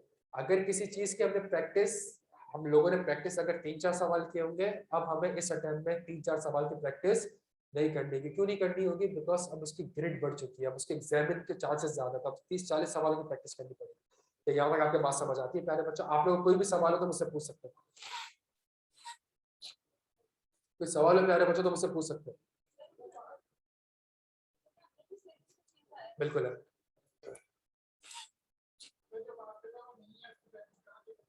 यार उसके लिए दो चीज है, सीफेक, जो हमारे पास सीफेक के पास पेपर्स है वो फिर हमारे लिए रेलिवेंट हो जाएंगे, और उसके अलावा दूसरी जो प्रोफेशनल बॉडीज है उसके सवाल को हमें फिर करना पड़ेगा। बिकॉज चांसेस है, देखिए एक चीज, हम लोग पढ़ा हमें पता होता है रैकेट के पास क्वेश्चन ही नहीं पूछ सकता, इतना बड़ा सवाल नहीं पूछ सकता। अब वो हमारी मेंटेलिटी पे चीज है, अब हमें भी होगा कि नहीं यार, अब तो आगे ये वाली चीज भी एग्जामिन कर सकता है, सही है। हमें पता ही है स्ट्रेटेजी है, नहीं पूछेगा, डॉक्यूमेंटेशन है नहीं पूछेगा। अब देयर इज अ पॉसिबिलिटी कि वो आपसे डॉक्यूमेंटेशन भी पूछ सकता है। क्यों डॉक्यूमेंटेशन पूछ सकता है? डॉक्यूमेंटेशन क्या होता है यहाँ पे था, अब देयर इज अ पॉसिबिलिटी कि आप डॉक्यूमेंटेशन पास पेपर देख ले, आपको कुछ ही नहीं मिलेगा। क्यों? बड़ी ग्रेड में फॉल करता था, छोटी ग्रेड में फॉल करता है, देयर इज अ पॉसिबिलिटी कि अगले अटेम्प्ट में आपसे डॉक्यूमेंटेशन के ऊपर भी, तो डॉक्यूमेंट नॉर्मली नहीं पढ़ा रहे होते हैं, एक क्लास में हमने पढ़ा दिया खत्म करा, क्यों? बिकॉज ज्यादा फोकस दूसरी चीजों के ऊपर होता है। Now there is a possibility कि डॉक्यूमेंटेशन से वो आपसे सवाल पूछ ले। डन हो गया प्यारे बच्चों? इसके अलावा भी कोई भी सवाल हो आपको, कोई भी चीज हो, आप लोग मुझसे पूछ सकते हैं, ठीक है। आई होप सेशन आप लोगों को कुछ फायदा दिया होगा, और एटलीस्ट आपको ये पता चल गया होगा कि हाँ यार ये गलती थी, टाइम मैनेजमेंट, पैनिक करना, ये सारी चीजें।